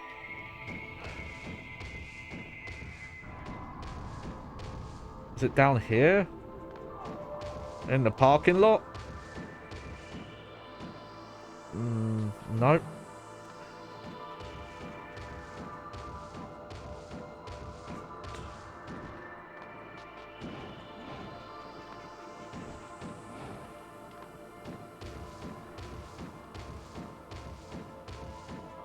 Maybe it's something where I need to fly, but there's nowhere to charge DT here.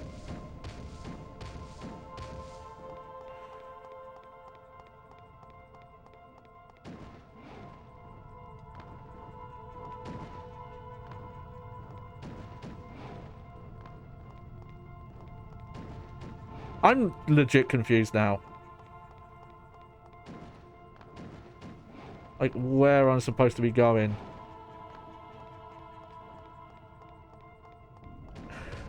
Sorry about this. I mean, I guess if you knew I was playing Devil May Cry 2 today, you knew we were going to be in for like a tedious time. Like, that to me looks like progress, but this is nothing.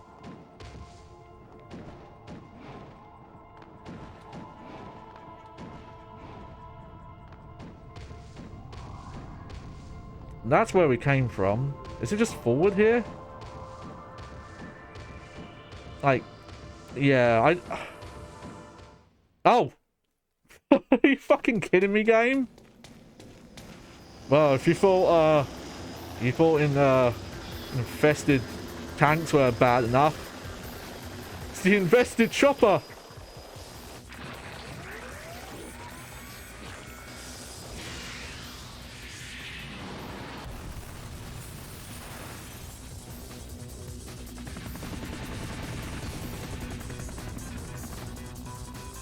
This bit, I'm pretty sure you're supposed to run away, by the way. It's weird, though, because they show you a health bar, which makes it look like, you know...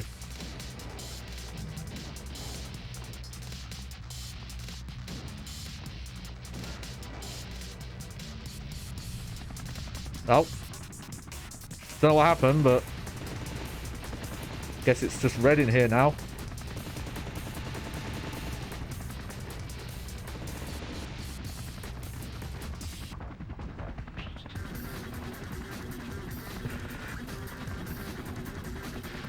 And the helicopter's somehow in the building with me.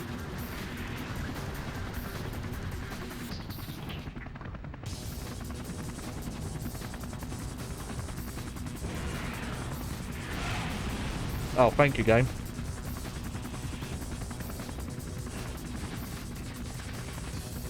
Are you fucking kidding me? Oh, okay. Hang on.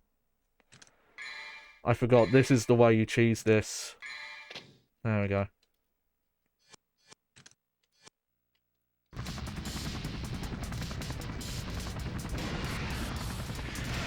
God, it doesn't help that the jumping controls are, you know... There we go. Oh, are you kidding me? I didn't even... Oh. It's because I was, like, trying to... roll to speed up, and it counted as a wall run. Okay. Well, lesson learnt there. Just don't roll.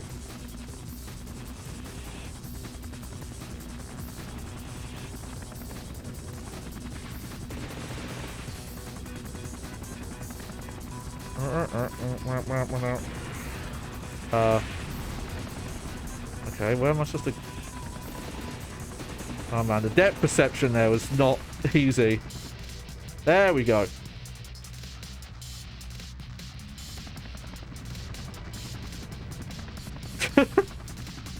I see you.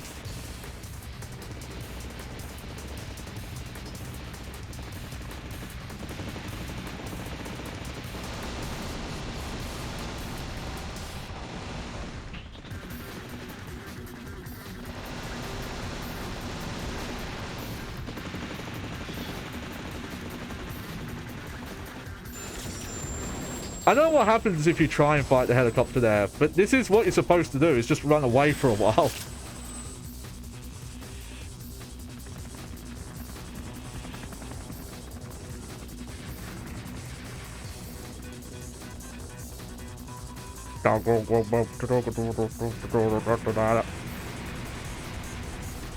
I don't even know where that was.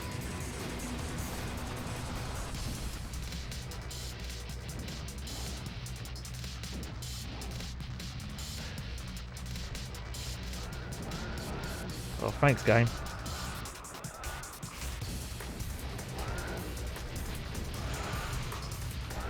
You know, let's just...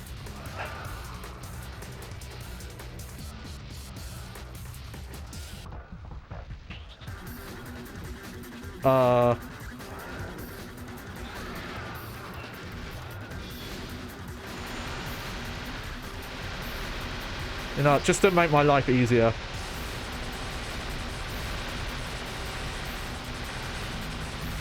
Hey, got some health back. That's the thing, you actually can get, like, hit and hurt in this game, but there aren't really tells for a lot of the animations. Also, I don't know what that guy was firing at.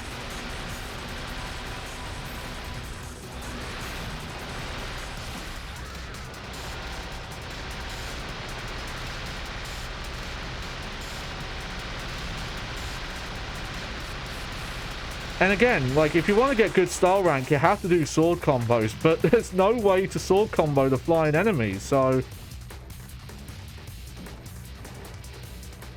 There we go. That's a rough jump, I'll tell you.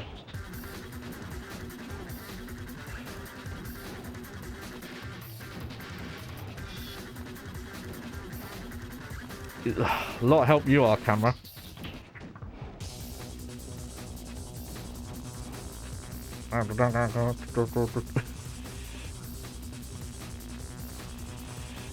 Apparently this is, you know, intense. I don't know where the helicopter is right now.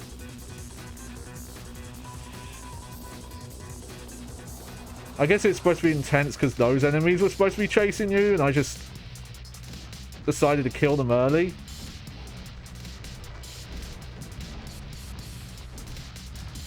Oh no, there's more of them.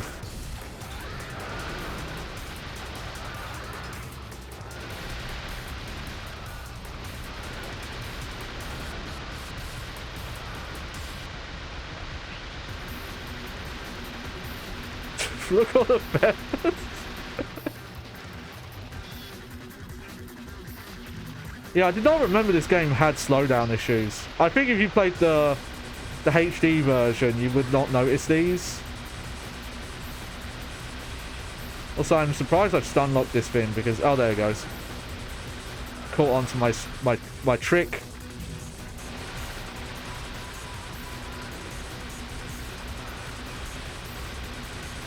There you go. So you can even stun lock the flying enemies.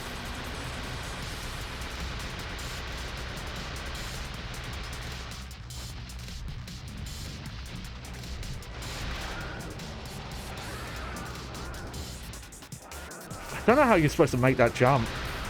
That is the way you're supposed to go, though, I think. There we go. Like, oh god, platforming in Devil May Cry 1 was bad enough, but this camera and how floaty the jumping is. There we go, finally. Alright, you ready for an epic boss fight? You ready, huh? You ready for this?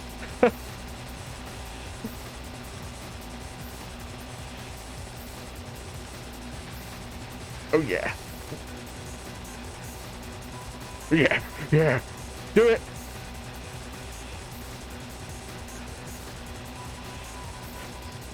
Where's the boss? I don't know. I'm hearing it though. Oh, I got cocky.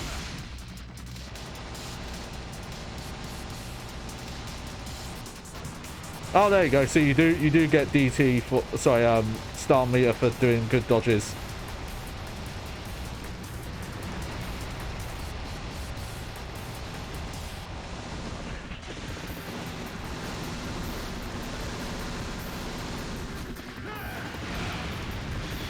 Like, that there feels like a tease of just like, we're gonna pretend that you can melee right now. You can't. I don't know if this would be quicker if I used the missile launcher. Let me try. Yeah, it's a little quicker. I don't remember when you even get the missile launcher though. So I think if you were doing like a fresh game, you would be doing this with the... How am I missing? Okay.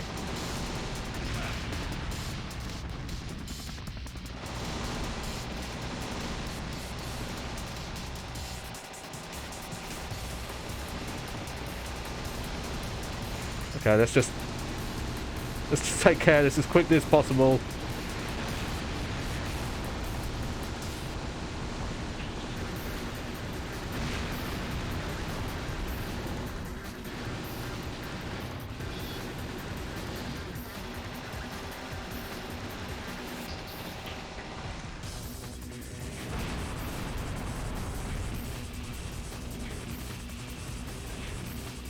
You know, I'm not even sure if the missile launcher is quicker. And bear in mind, this is a save file where the power's upgraded. I don't think even any of the other Devil May Cry games ever give a boss this amount of health.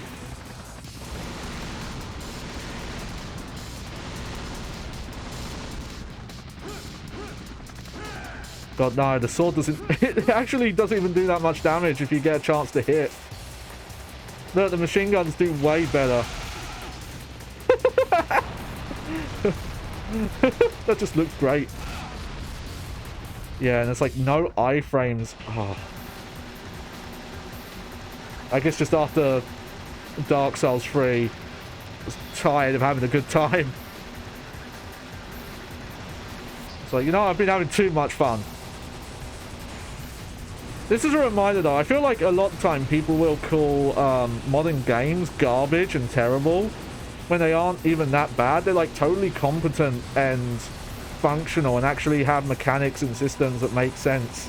It's like, no, this is the real garbage. If you want to talk about a game that's like actually trash. You know, as much as I don't like Devil May Cry Reboot, it is a fucking, it is a wonderland of pleasure and good times. Just pure bliss compared to this shit. You know, I was holding the lock-on button. I don't even need to be holding the lock-on button. Don't worry. Just don't worry, man. He'll be fine. Don't worry might be my favourite D rank for the style gauge. It's just don't worry. Just don't worry about it.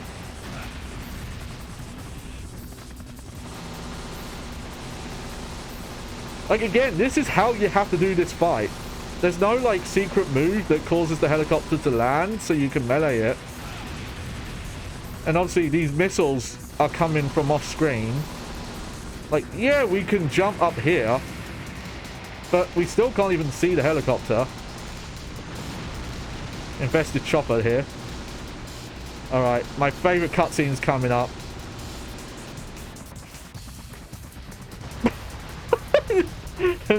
Well, that's the end of me. Oh no, he's fine, folks. I can see their parachutes. They're fine. I can't believe that made it into the final game. The fucking chopper lands on him and blows up. He's standing still. It just crashes on him. And then they cut and it's like, no, actually he jumped away. I swear. Alright. I'm not saving, by the way, because if anything happens where I lose power or the stream goes or whatever, I can just use level select. Alright. Its extremities reach the sky. Its intestines reflect the color of darkness. Its name means a tower of misery. Okay, I don't know what that has to do with anything. Consider, like, how far we are into this game and we've had, like, no story. Pretty much. Like, okay, that lady was like, oh, there's a bad stuff going on. Can you help?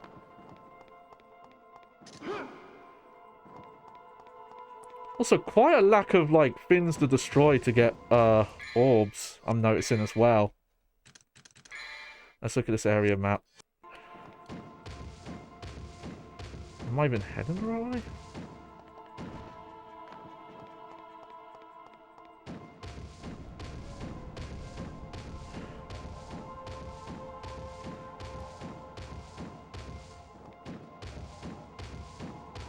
Nope, this is just going backwards. Why is that even here? I guess we just went in a circle finding the chopper.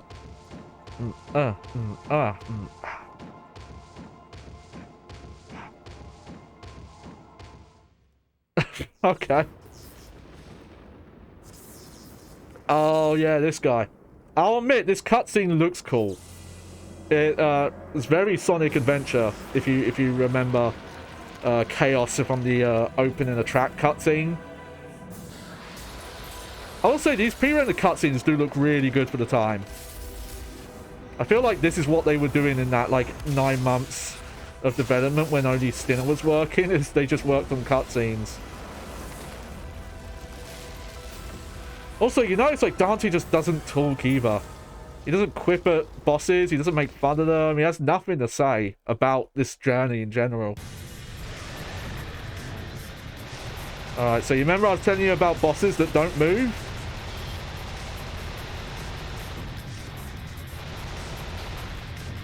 You know, I wonder if we can even melee this guy. No. No, we can't. This is the song that I think of when I think of Devil May Cry 2, to be fair. Okay, what hit me?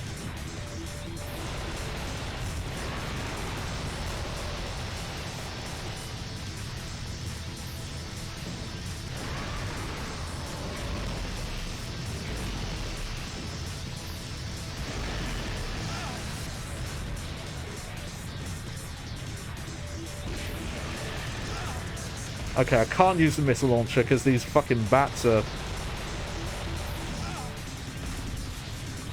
That's so annoying. So, Devil May Cry 1, you know, intentionally has invincibility frames when you jump and when you dodge, and you do this, like, side dodges and the back dodge and stuff like that. I'm pretty sure there's, like, almost no iframes in this game.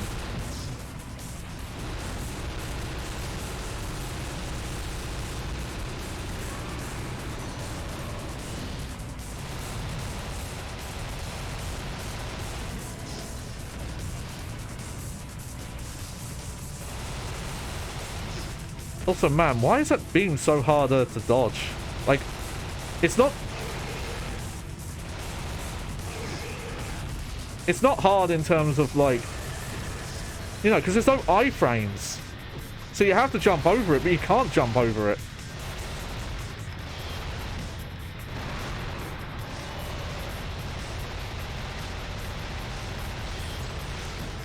Because look, it tracks. How are you supposed to dodge that? Okay. Maybe there are iframes, but they're like really precise. But it's only on the dodge, not on the jump.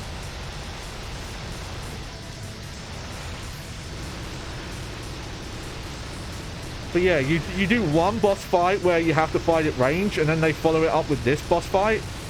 It does, like, it's a cool look. Like got half of like the building's like architecture like burnt into its skin where it exploded through, and then this is how you have to fight it.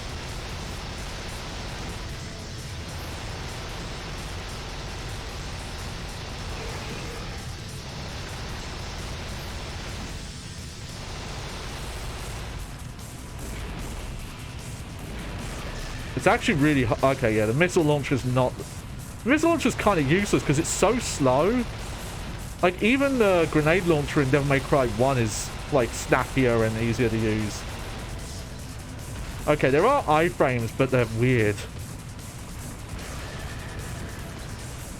Or, maybe they aren't. Maybe it's just positional. I don't know.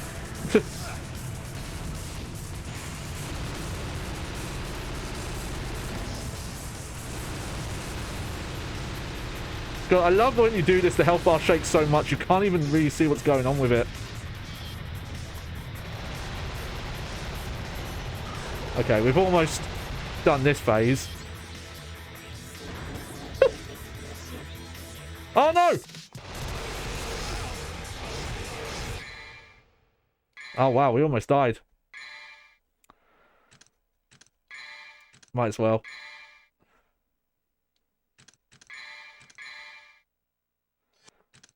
Because I'm not doing this fight more than once. I think you actually can melee in this phase a little bit. Wow, that's a threatening attack you were doing there, sir.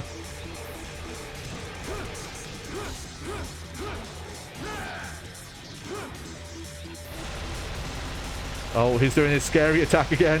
How do I dodge this one?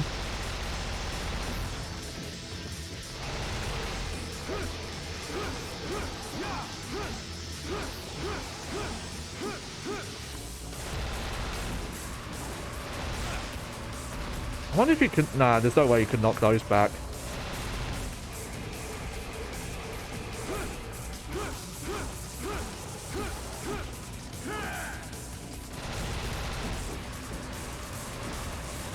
Okay, yeah, you just dodge. Don't worry.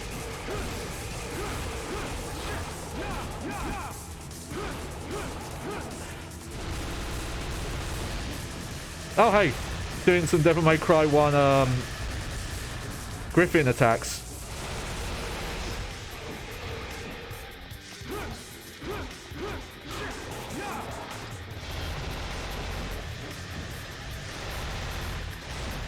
Okay, there actually is some iframes on the dodge, but it's just weird.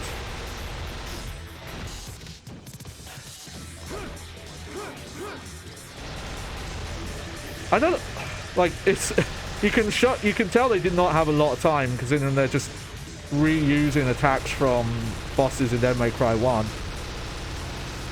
It's also funny that it's like, oh, when you do reuse old attacks, the game actually like gets challenging a bit. Okay, I've got to stop. That's my Devil May Cry 1 muscle memory coming in. Jumps are not don't have iframes in this game. They want you to use the dodge button, even if I don't want to.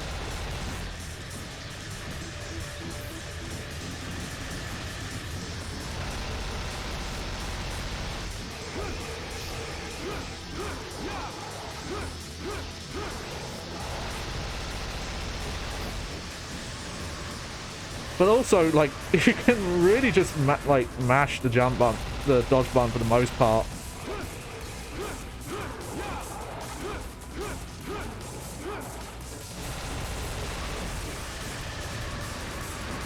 There's at least some, you can see some ideas in this fight though.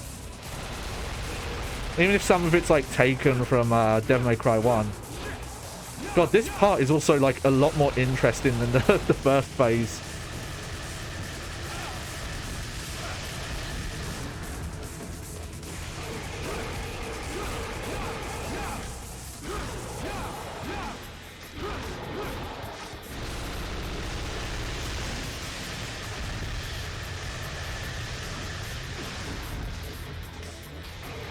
Yeah, it feels like the Dante Must Die mode in this is more just kind of...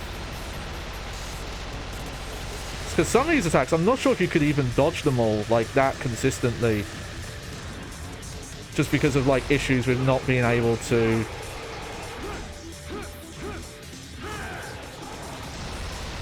You know, there's no iframes on the jump. And the iframes on the dodge are like really precise actually. It's more mobility. It's like closer to what Trickster is used for in later Devil May Cry games. Where it's more just a move quicker, move in a direction quicker kind of thing.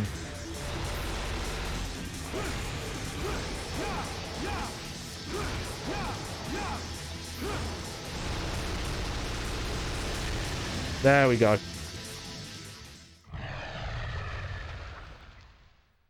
Just keeping an eye on things. If you've fallen asleep in chat, don't blame you.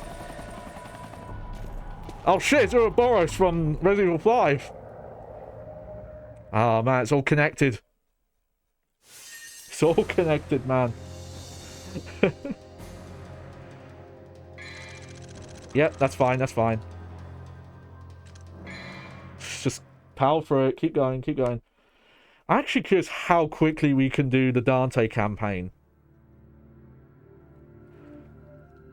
Okay, we're not halfway through yet. We are close though. We are not that far away from halfway through.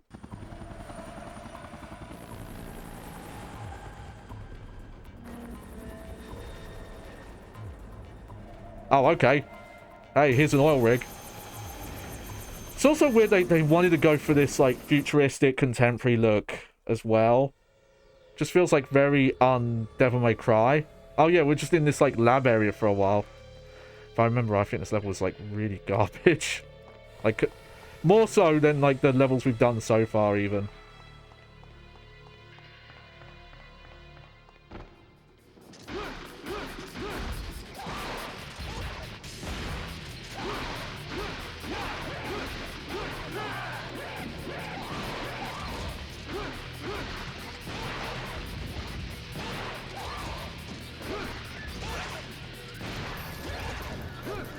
Okay, this is where some of the elemental stuff comes in.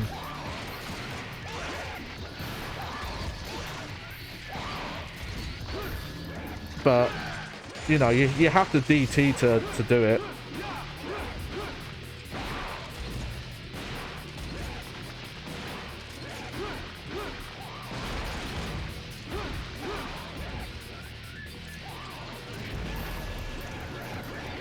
Where are the rest of these guys?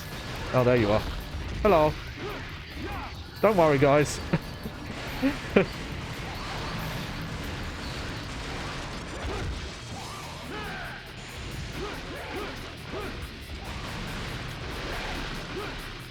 It's a shame only the shotgun has the, like, extra gun moves outside of, like, the 2-time. Oh, that's a shame. That was looking cool for a sec there.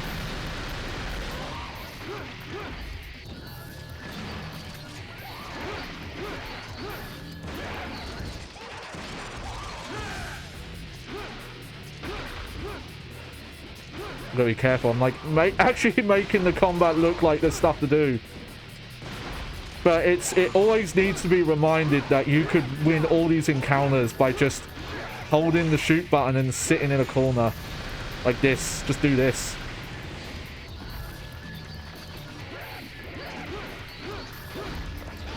Man, these encounters take way too long.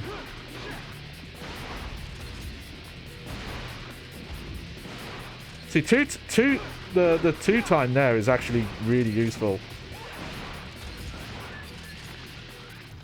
There we go. It's weird though. Like, that encounter I actually was having fun because I was doing, like, interesting stuff with the combo system. But the enemies are, especially on normal, they're so passive. There's a lot of places. Oh, whee! Da, na, na, na. Da, na, na. Actually, this kind of makes me think of Ratchet and Clank a bit.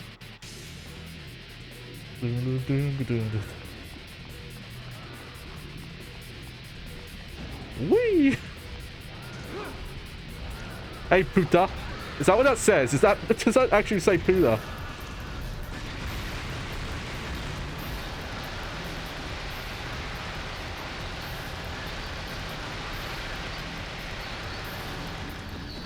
You know, I wonder if I can just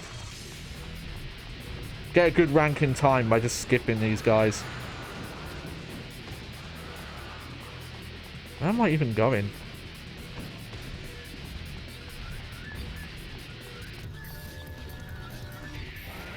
Oh, wow.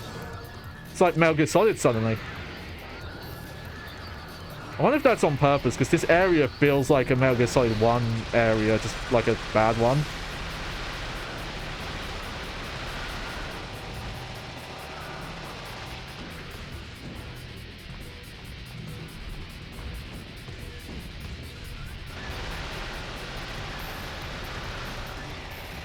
This game is so dark, and I have the like full color range mode on, I think, so it shouldn't even be that dark.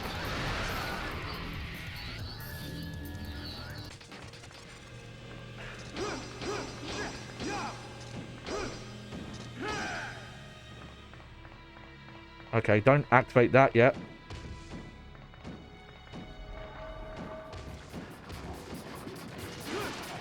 Oh hey, some different enemies.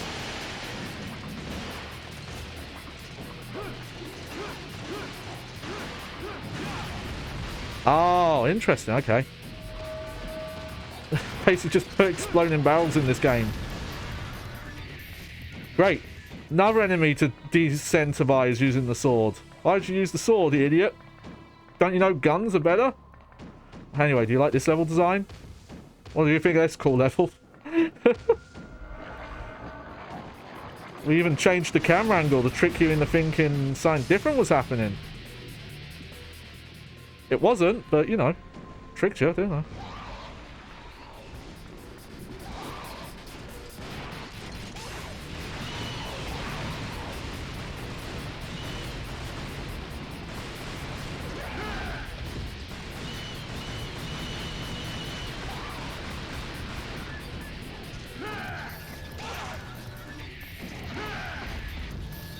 You know, for there being auto-targeting, the Helm Splitter is, like, really unreliable at...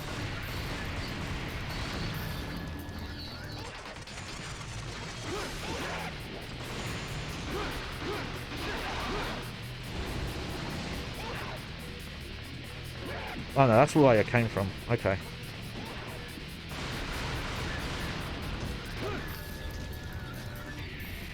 Guess I'm, like, meant to... Yeah, let's just cheese it.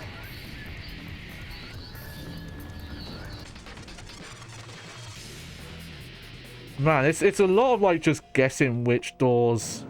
Oh yeah. This area just really feels like it's supposed to be very Metal Gear Solid, like... Which, that secret, like, gold orb makes me think that that's intentional. Oh, look. Sick combat! Oh, oh, oh, oh, oh, oh, oh!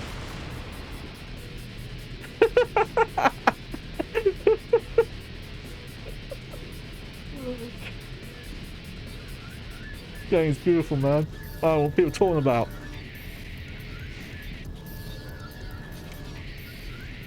Yeah. Action elevator. Yep.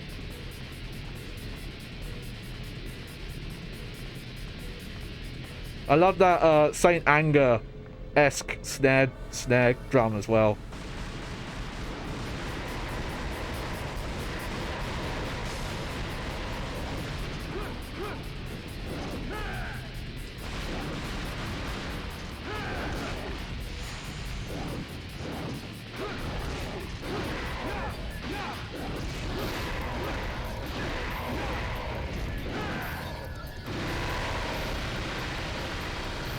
Get out of here, blood goat.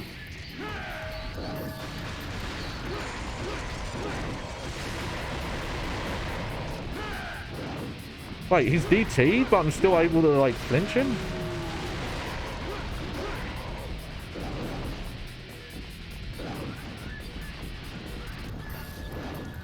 God, they really just want you to run past most of these enemies, don't they?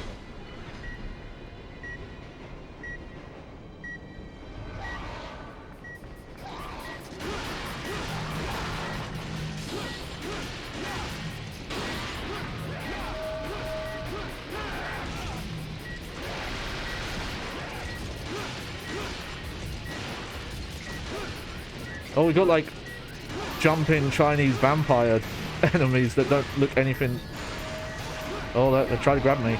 I'm surprised they kept that mechanic in. They even remembered that you can DT to get enemy grabs.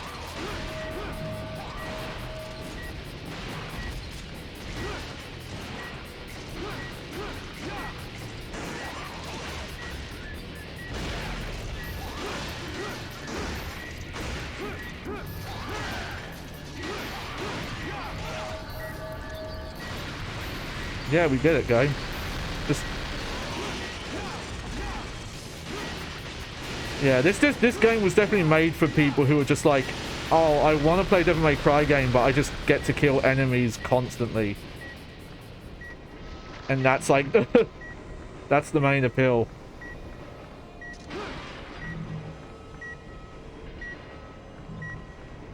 This is a Devil May Cry game, by the way. This cannot be open while moving. Okay. Well, I'm waiting.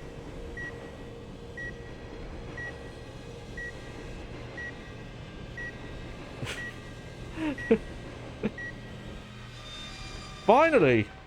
What was going on there? We've got a real-time train system. You actually have to fucking wait, sit your ass down and wait.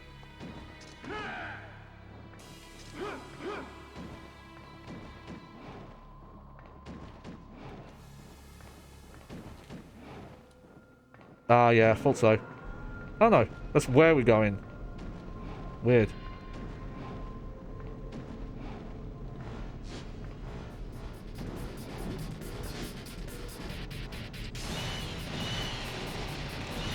Oh, it's these guys again.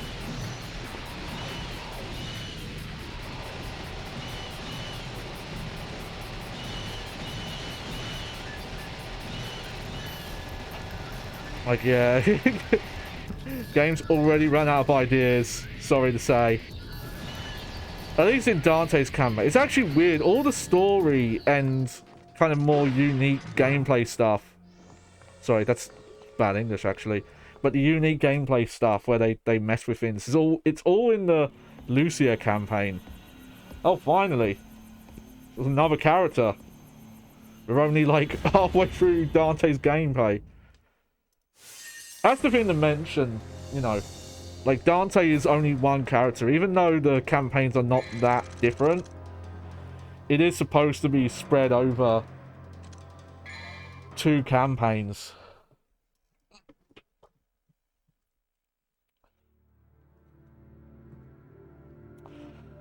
Alright. Let's see. I think we'll, at the least, we'll get to, we'll do level 9, because that is, like, the halfway level. I'm just, you know, the gameplay's so intense. I need to take, like, just a little sec to process all this.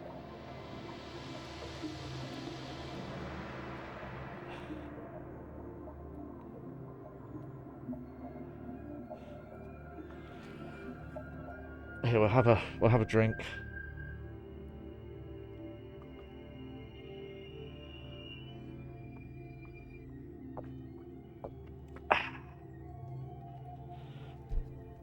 Stretch my back out.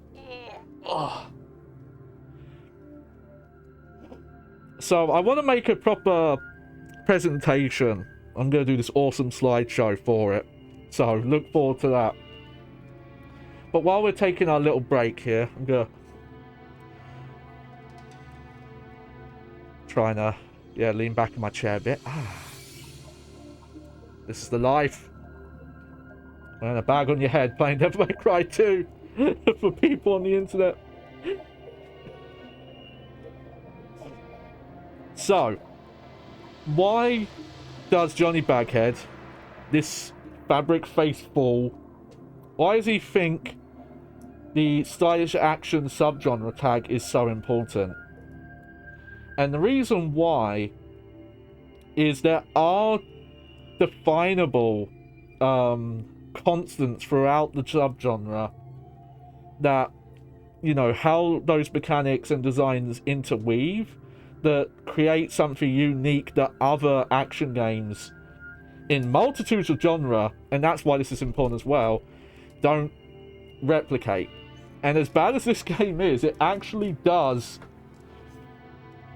still have it. Now, there are like 4 pillars, the 4 elements to stylish action games, and I'm going to give credit to YouTuber Foxcade because he laid out a lot of this, though I do want to expand on some of the stuff he talked about. So the first one is combat depth, and as bad as this game is, you know, like the enemies that just stand around or only have one attack, there is depth to the combat, because as we've shown, there is quite a big moveset.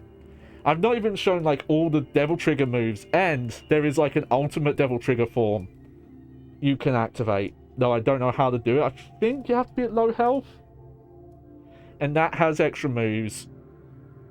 And you know, there's elemental stuff built into the Devil Trigger system.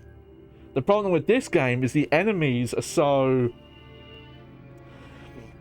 fodder or so uninteresting that they're basically just punching bags. And most of the mechanics you don't even get a chance to use. Like, you know, we've shown how many of the bosses you can only fight ranged. And even regular enemies, and just how it's you know, you put yourself in danger more. The game, it's like decentivizes you to run up and hit enemies with the swords.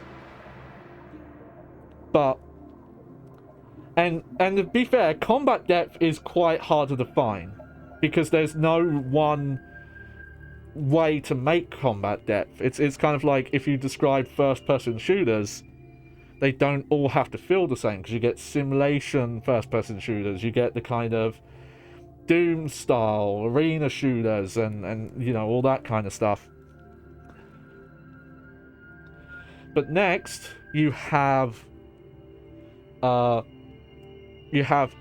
second pillar, which we'll call mastery and free and expression. I'm going to call it, and that talks about how the game has built-in systems that rank the way you play and incentivize and have mechanics built around using the full tool set and being better at it, and also giving you a freedom to play the game how you want. So the style meter is the obvious thing. It's the game is actively throwing up a grade, and it's saying like, this is how stylish you are, and you actively get more orbs by doing it. Also, at some point it just becomes bragging rights, but also some of the games have systems where if you're at a higher style grade, it actually affects your moveset. Like, some moves will be easier to do, some will do more damage, or you'll be faster and things like that. But also, there's enough in the tool bag, and there aren't mechanics, if done well, because again, this is a bad stylish action game, but there's mechanics to let you tackle the gameplay in multitudes of ways. Devil May Cry 3 is the more obvious one, because you can point out, you know, in the original version, not the Switch version, because this was added, but in the original version, you had the 4 styles. The entire game is viable to play as any of those styles. You can do the entire game. Some stuff will be really hard. You can do that entire game using just Gunslinger or just Royal Guard and so on and so forth. And, you know, the freedom of, like, what weapons you take into encounters. There's, there might be weapons that are better suited for certain enemies, but they'll never lock you out of, like, player expression of the mechanics and the systems. And then the third pillar, we're going to call is speed. And speed can be in a multitudes of ways, but it means that the game incentivizes you to play fast and play hard. So there's a lot of mechanics. First, it'll just be general, like, movement will be snappy, combos will be snappy, like, levels will be like short and sweet if done right. But there'll also be other mechanics that incentivize you to play quick. Obviously, there's, you know, the end ranking screen that judges how quick you do fights. But also there'll be stuff like combo systems, like Devil May Cry and Bayonetta's, like, style meters want you to keep combos up, which means you have to play fast. And if you know, play slow, back off into corners and kind of try and, like, lame stuff out, you won't get rewarded as well, you know, and the game does not excel as well. And then the last one is arcade level design, and what that refers to is the idea that though you have freedom to express yourself within the combat system, the only way to get through the game is to beat areas. You know, like, there might be optional encounters. In this game, one of the faults with it is there's too many optional encounters. But the idea is, like, you get to an area and you're stopped, and you have to just clear this room out. And there's no other way around it. There's no cheeky mechanics of, oh, there's an alternative way where if you know, do this, hit this thing, it'll blow up all the enemies and you don't have to fight them, or anything like that. You are only as, you know, that's how the game, like, gates you and challenges you, like, gates literally, but also mechanically gates you. That the only way to progress is to show that you're learning the systems, and there's no way to get around it, you know. You know, obviously there's easy modes and things like that, but if you purposefully put no effort into learning how to play the game, it won't just carry you forward or anything like that. And the way these elements interweave create an incentive in the way you play these games. Like, obviously you've got stuff like the FromSoft games, where the challenge is in learning like how enemies work and playing mind games of footsies with enemies, but there's also, you know, if you want to, you can cheese it, you can go off and grind. There's a lot more freedom there, but the combat, it's less combat depth and more system depth. And also, you know, though there's freedom, the arcade level design's definitely not there. But the way the mechanics work together in a game like this, it's, you know, each mechanic feeds into each other. Like the arcade level design feeds into the mastery, and the combat depth feeds into that, and the speed, because like it all feeds back into a system that, yeah, wants you to get good, but it's not being like, oh, if you don't get good, don't play this game. It's more saying like, hey, we're giving you a tool for something that wants you. It's a game that wants to be played well, and has systems built in to nudge and push the player very gently, depending on the game. Some of the older ones are a bit more rough, but, you know, pushing people gently into improving, and it's very hard to express like why it feels so good, but it's just, obviously you can enjoy like interesting set pieces and story moments and cool action scenes and stuff like that, but there are very few games outside of like single player games. There are like multiplayer games that do this, but single player games that are rewarding just in the act of playing and progressing, you know? Like, not, and I don't mean rewarding just in, oh, you've beaten it. Because obviously a big trend in a lot of these games is beating the game on normal isn't even finishing the game. It's just like, okay, you've done the tutorial, you've learned how this game plays, now try it on the next difficulty level and play like the real challenge kind of thing. And it's also a subgenre that can be applied to other styles of games, and that's why I think it's important to keep this tag around. Yes, these are like hack and slash games, if you want to call them that, or beat 'em ups. They kind of fall into either count. You know, you got Devil May Cry, Bayonetta, Metal Gear Rising, Beautiful Joe, that kind of stuff. But there are other genres of action games that have taken up the stylish action design philosophy. Vanquish is a Gears of War style cover shooter that has stylish action design. It's a weird pull, but I always insist this. Bulletstorm is a first-person shooter stylish action game. The recent Doom revival, though it's a close, but it doesn't quite hit all the marks. Those games are like very clearly influenced by that kind of design, and the Doom Eternal especially, you can feel some like Devil May Cry influence in that game. It's like if they had just like changed a little bit of that game, I would count it as one. And there's even like some like side-scrolling style ones. My Friend Pedro is definitely in that genre, that subgenre, and that's a side-scrolling shooter, you know. And you know, like as I mentioned, like hack and slash and beat 'em ups, there's stylish actions of those.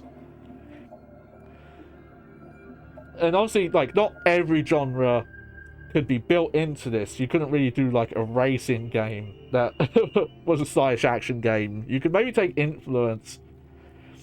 You could probably make a car combat game that was a stylish action game, but people don't make car combat games anymore, sadly. And then there's some other stuff, like, even though it's definitely not a stylish action game because it has RPG systems, but Nier Automata is definitely a stylish action combat system built into an RPG, so you can kind of force it to play that way if you want.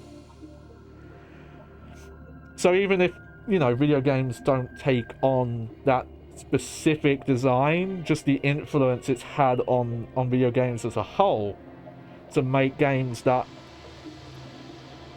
are fun, but also engage the player to make the experience more fun. Like, games are an interactive medium, and a game that gives player expression and makes player expression rewarding, like, it's a reward to have it, and it gives you rewards for doing it. You know, it marries the game and the player in a way that I don't think other action games do in terms of the gameplay. Obviously, the stories and characters and stuff can in a different way. And, you know, maybe that didn't make any sense. And I fully accept that, but that's, you know, that's what stylus action means to me. I like to insist stylus action because I saw a review of Astral Chain that complained about it being a character action game where the character was a player insert with no dialogue, and it's like, that's not what character action means, mate. Do you have to You don't have to have a character like Bayonetta or Dante to be character action. Maybe another time.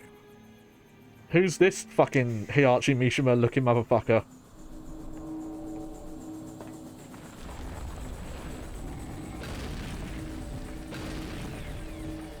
Also, I forgot how much of this game is just boss fights.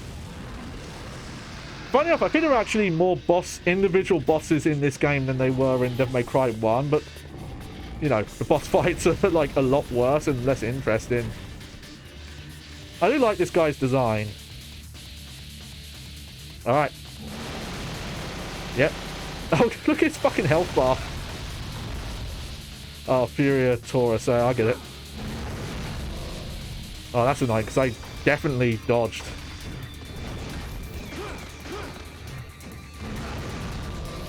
God, the dodge system sucks in this game.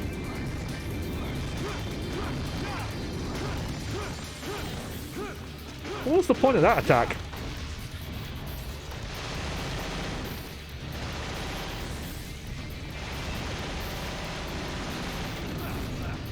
Oh, that was a weird attack. Okay.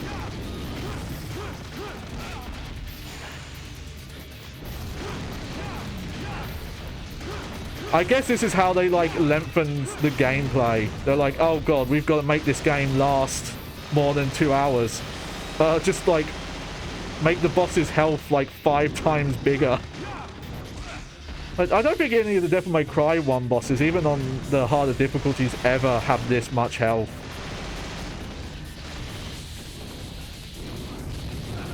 What are you supposed to do there? I'm a little confused.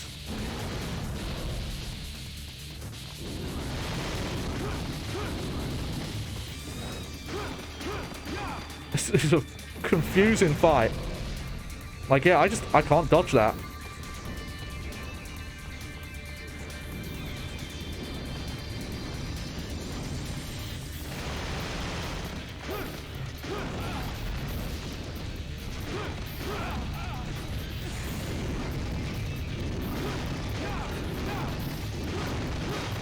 It's just... This boss seems like it has interesting ideas. Oh, there's the slowdown again. But I don't know what's going on. It really feels like the better way to fight this boss is just to do this. Like, yeah, they add a dodge button and then the dodge is fucking useless. Good going.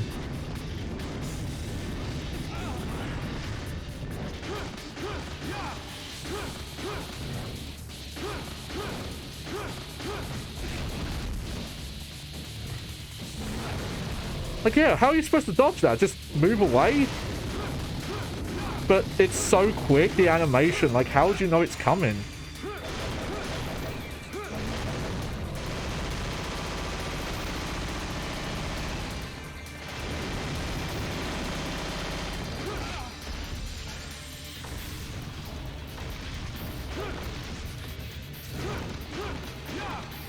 I also like how, like, that attack doesn't even hit you unless you're in the air.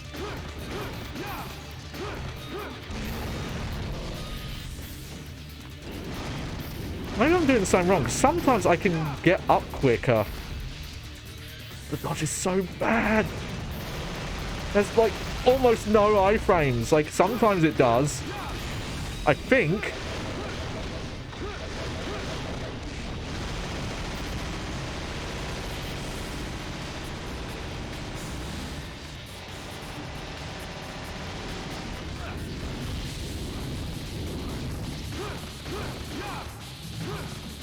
There we go. Neat ideas in that boss fight, but oh my god, it's so poorly executed. Just a lot of attacks that don't really have ways to dodge them. And that was it.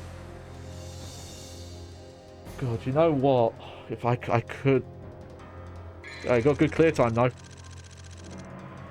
Well, you know, one of my stylish average was D. There's no way. I would love to see a tool-assisted playthrough of this game that manages to, to get A rank styles. Caution. Oh, the factory started to collapse.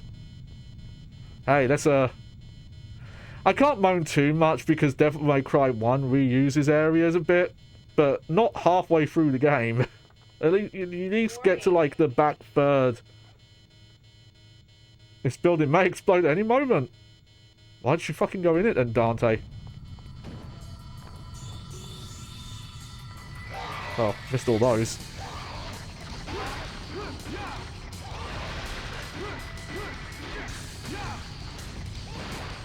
Okay, so that's annoying. I wanted to check it, but yeah, you cannot swap guns mid-combo.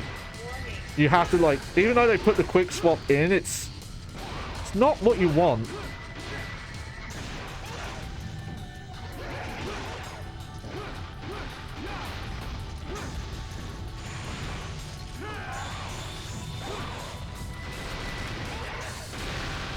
Let me just...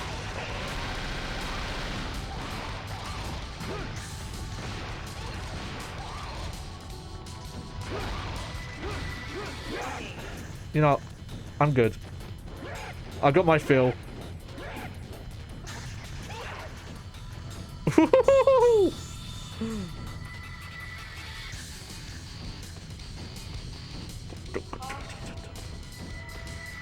Sun's okay.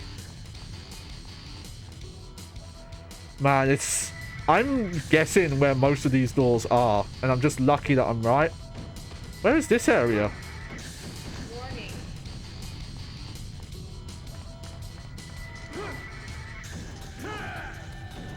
What? I guess... Okay, this must have been secret. Yeah.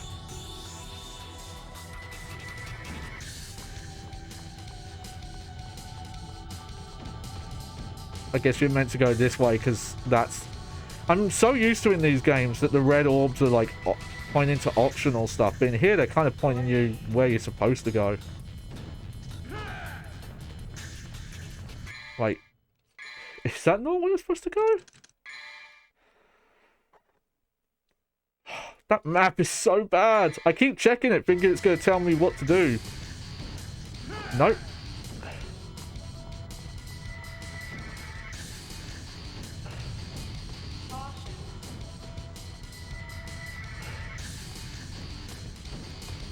Alright, well... It really looks like you're meant to go this way.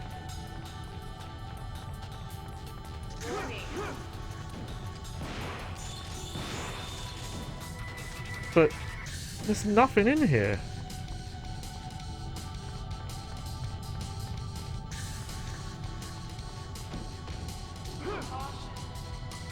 What the fuck is wrong with this level? Oh. Okay. Sorry about this, folks. I'm coming to the end of my patience here. And though I could sit down and do all of Dante's game in one sitting, I don't want to. Okay. Devil May Cry 2 Dante level 9. Alright. Okay, so... Yep, you go that way.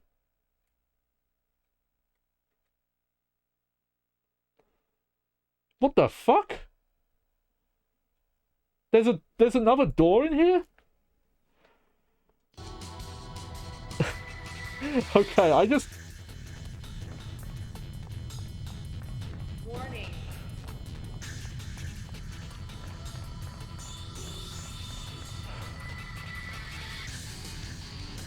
That's a different door. Oh my god.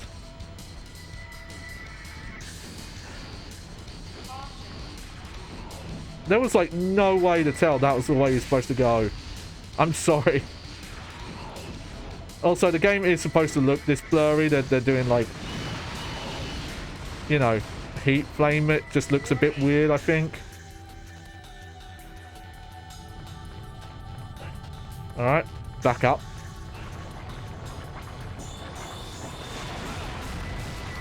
Wow, man, they've got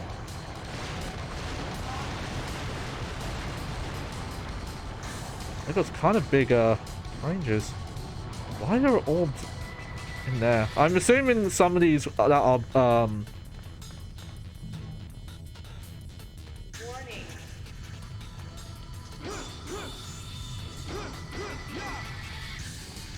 okay, no, I don't think I should have gone in here. Nah. Oh, okay. Sorry, folks. I think a lot of parts I'm jumping into where I'm finding nothing is where blue orbs would have been. But now they just have either just a little red orb like that, or they have nothing. They have those inactive fins.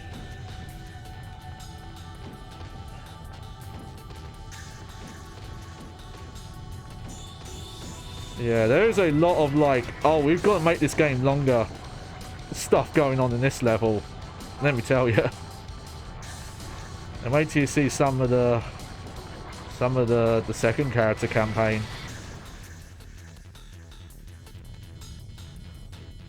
Should talk about that, by the way. This game came with 2 discs. It's a 2-disc DVD game. For no reason besides marketing spin. It can totally fit on one DVD. Because most of the content in the Lucia campaign is like reused from Dante's.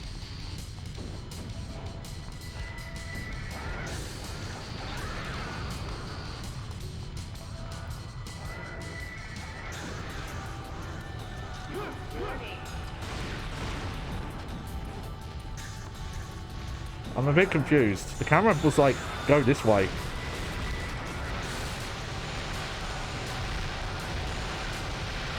I'll check that in a minute. My phone's going off.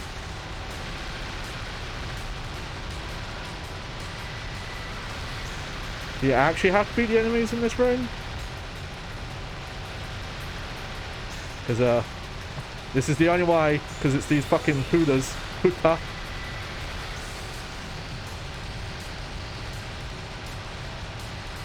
Yeah. Sick gameplay here. Again, there's no way to take care of these guys stylishly. There's all these moves and combos. It's nothing to do with them.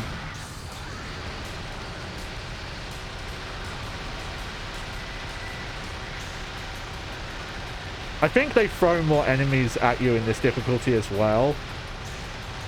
And, you know, give them more health. God, there's more still. Also, the DT gauge actually seems to charge a lot slower.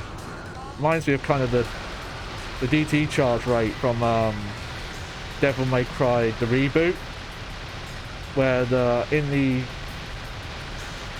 unless you turn on like the legacy DT mode, it's basically just like a skip and counter button.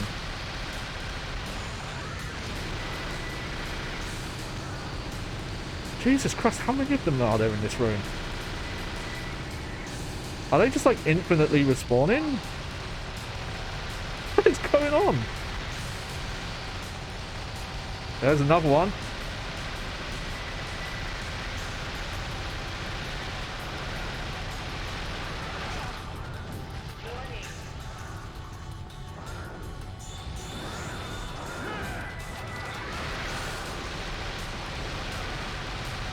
Okay, fuck it, I'm watching this video again. Okay. Yeah, it goes up.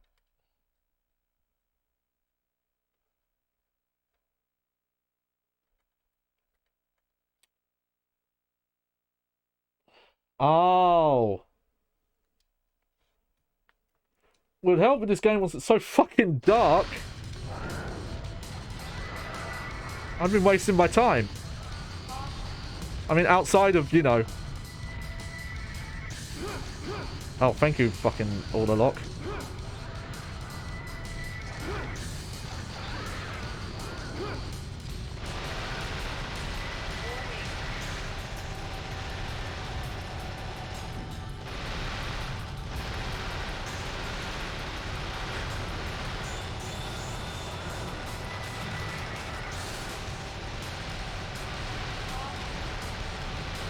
Wait, are these...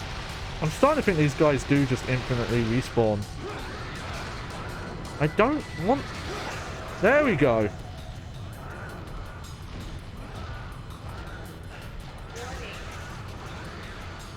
Oh yeah, that's that area again.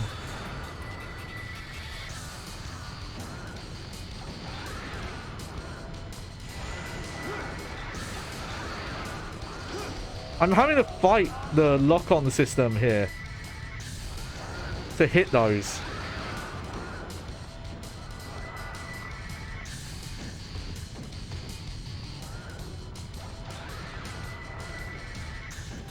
Okay, that's two of them. Where's the third one?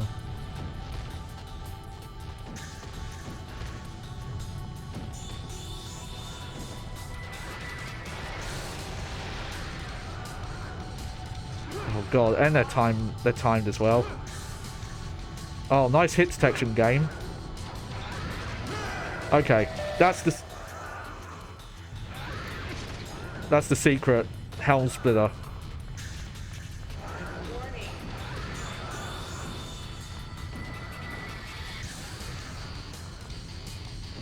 Who knows? I might not even get past this mission because I've wasted so much time on it.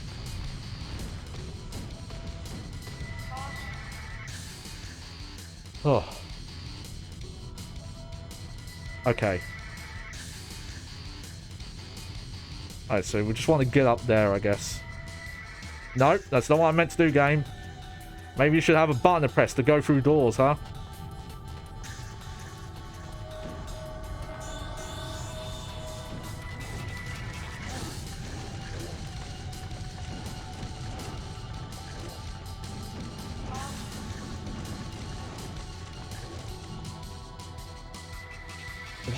Like, I understand if they locked you into an enemy encounter at some point, but why are there even enemies in this level? Okay, that didn't even look like a door. It was so small. What the fuck? Why am I sliding? What happened? Oh, okay, there's like a fan going off here or something.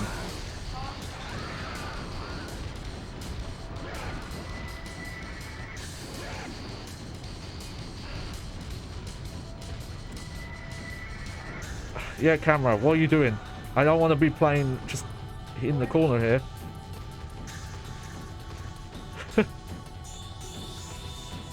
You know, you guys could have cut this bit. The door is closed tight, okay. I'm probably going to fail this mission, but let me just watch.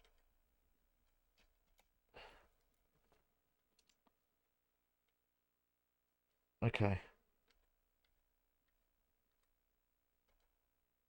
Oh, okay.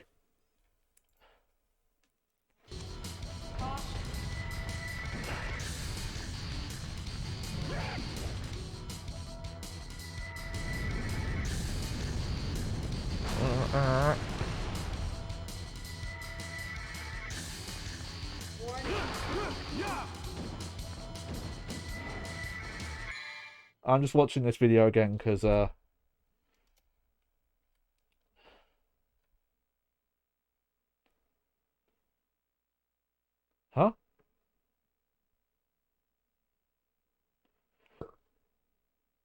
Oh, that's so weird. Okay. How would you figure that out? That is literally just wander around until shit happens. Oh god. Alright. Okay, I can still do this mission, but it's going to be close. It is weird to me that even though, you know, deinterlacing is an issue, it actually doesn't look that bad on this game. There we go.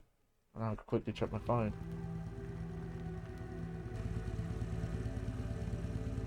Ah, okay. Also, how we got here, I don't know. Yeah, just enjoy your bike. On your bike, mate!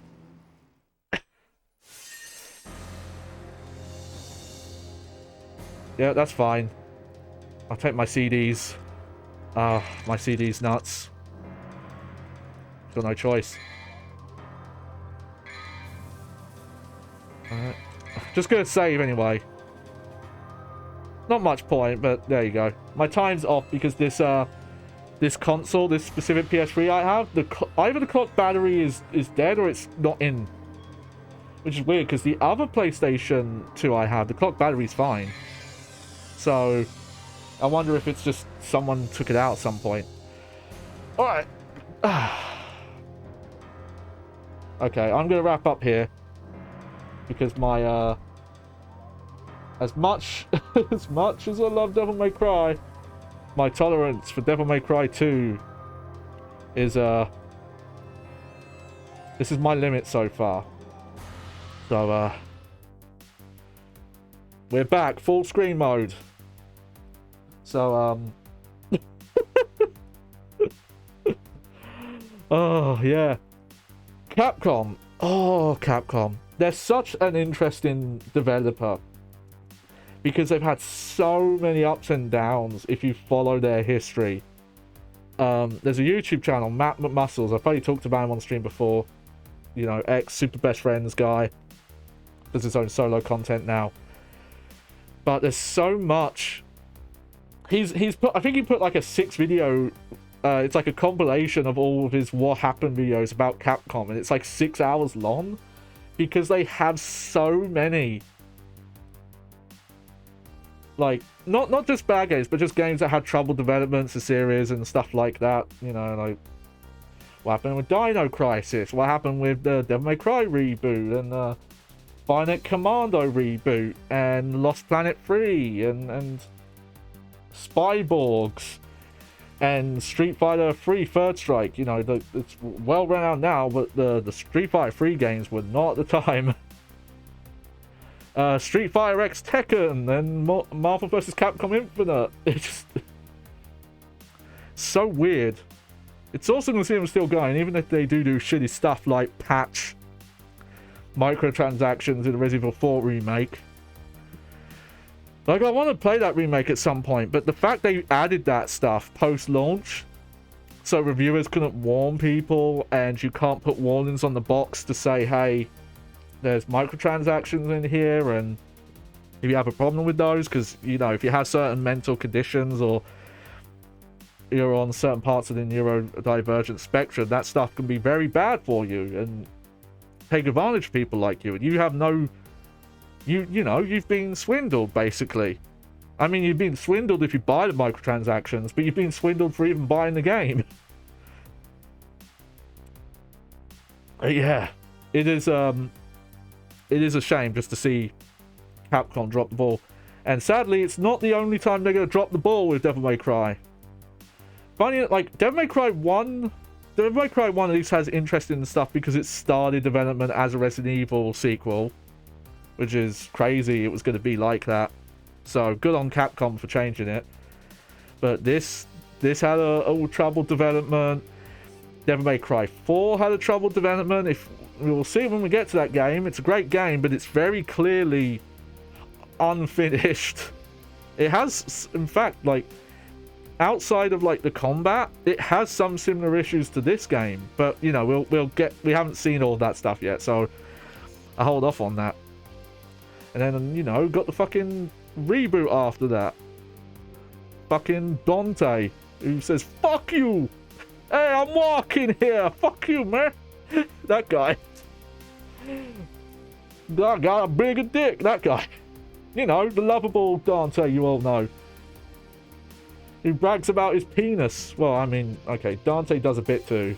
But, you know, he's subtle about it. He's classy. He's a bit more classy about it. Oh. I am glad I'm doing this, though. I really wanted to see, like, can this game actually get challenging? And kind of, you know, in some ways, yes. Some ways, no. Some ways it's just bullshit where it's like, yeah, the mechanics of this boss are the antithesis of how Devil May Cry plays, so you have to play this game like it's not Devil May Cry. I remember when I played this, that I thought it was like, oh, is this just like Resident Evil but without ammo management? And this game kind of feels like it. Feels like if you played Code Veronica and you had unlimited ammo and nowhere near as fun of a story. Because as much issues as Code Veronica has as a game, I love that story and the characters, as cheesy as they are and unintentionally so. It only enhances that game for me.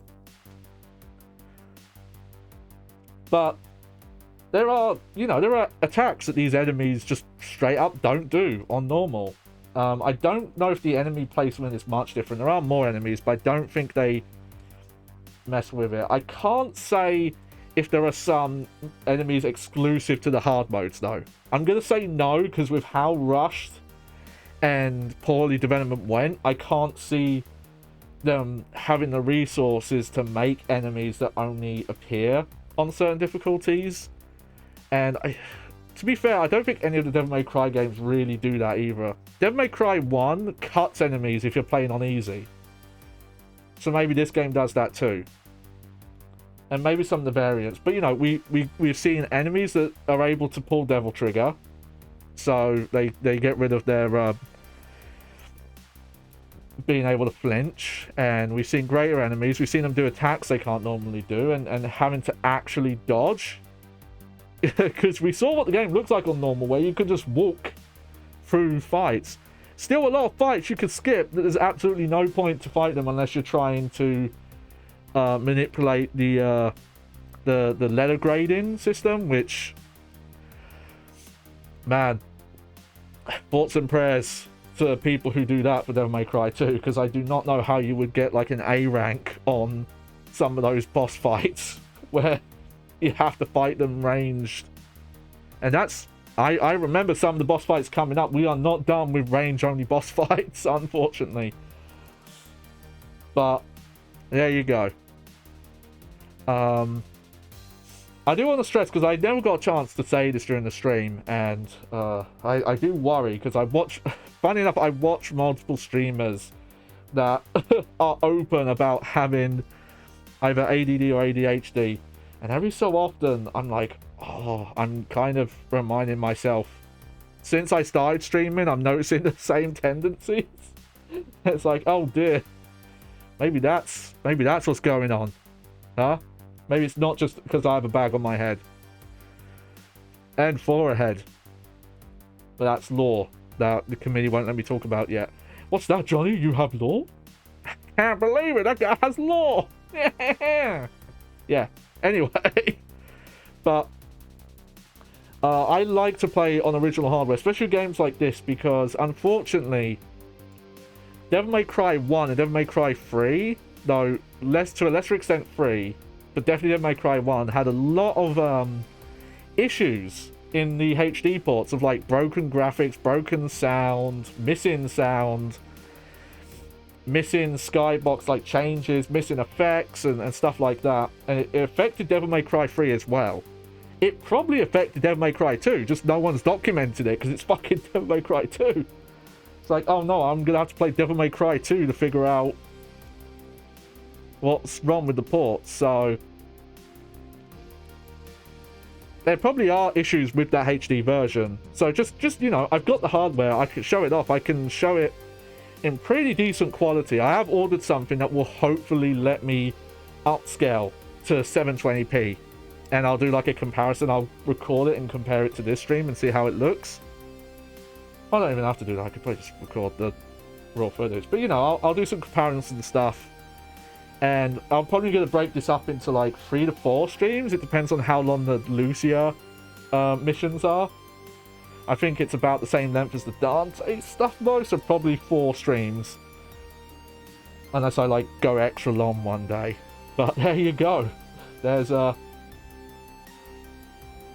I still can't get over that they added a dodge to this game, and then there's like almost no invincibility frames, so it's almost impossible to dodge through attacks.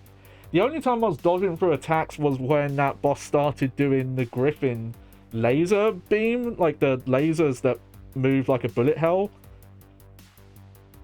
There are like some attacks that I think you should be able to dodge through, and you just aren't allowed to dodge through in this game. It's weird how in some ways this game is harder because it has missing systems like that. But it's a weird thing. It's like this game is a bit more fun on Dante Must Die mode. It's still laughable because it's like it's still easier than Devil May Cry was on normal. But there you go. Well, I hope you enjoyed the show. I was your host, Johnny Baghead. As always, I would like to thank the Action Sack. Why, in God's name, Devil May Cry 2 was in there, I'll never know. Kind of annoying, if you ask me. Let's see. It's just, I think there's, I don't even know how many people watching me. I'm not even going to check. Who's online still? I don't really want to raid someone who has over 1,000 viewers. Let me check the homepage. Unfortunately, the stream manager doesn't show you your full follow list, and it only shows you like the top. Oh, okay. Moosh is online. I'll raid Moosh.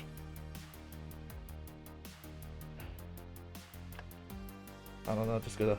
Oh yeah, playing some Nordica. Hell yeah. Alright, we're gonna raid that. Because why not watch someone play a game that's actually good? Yeah?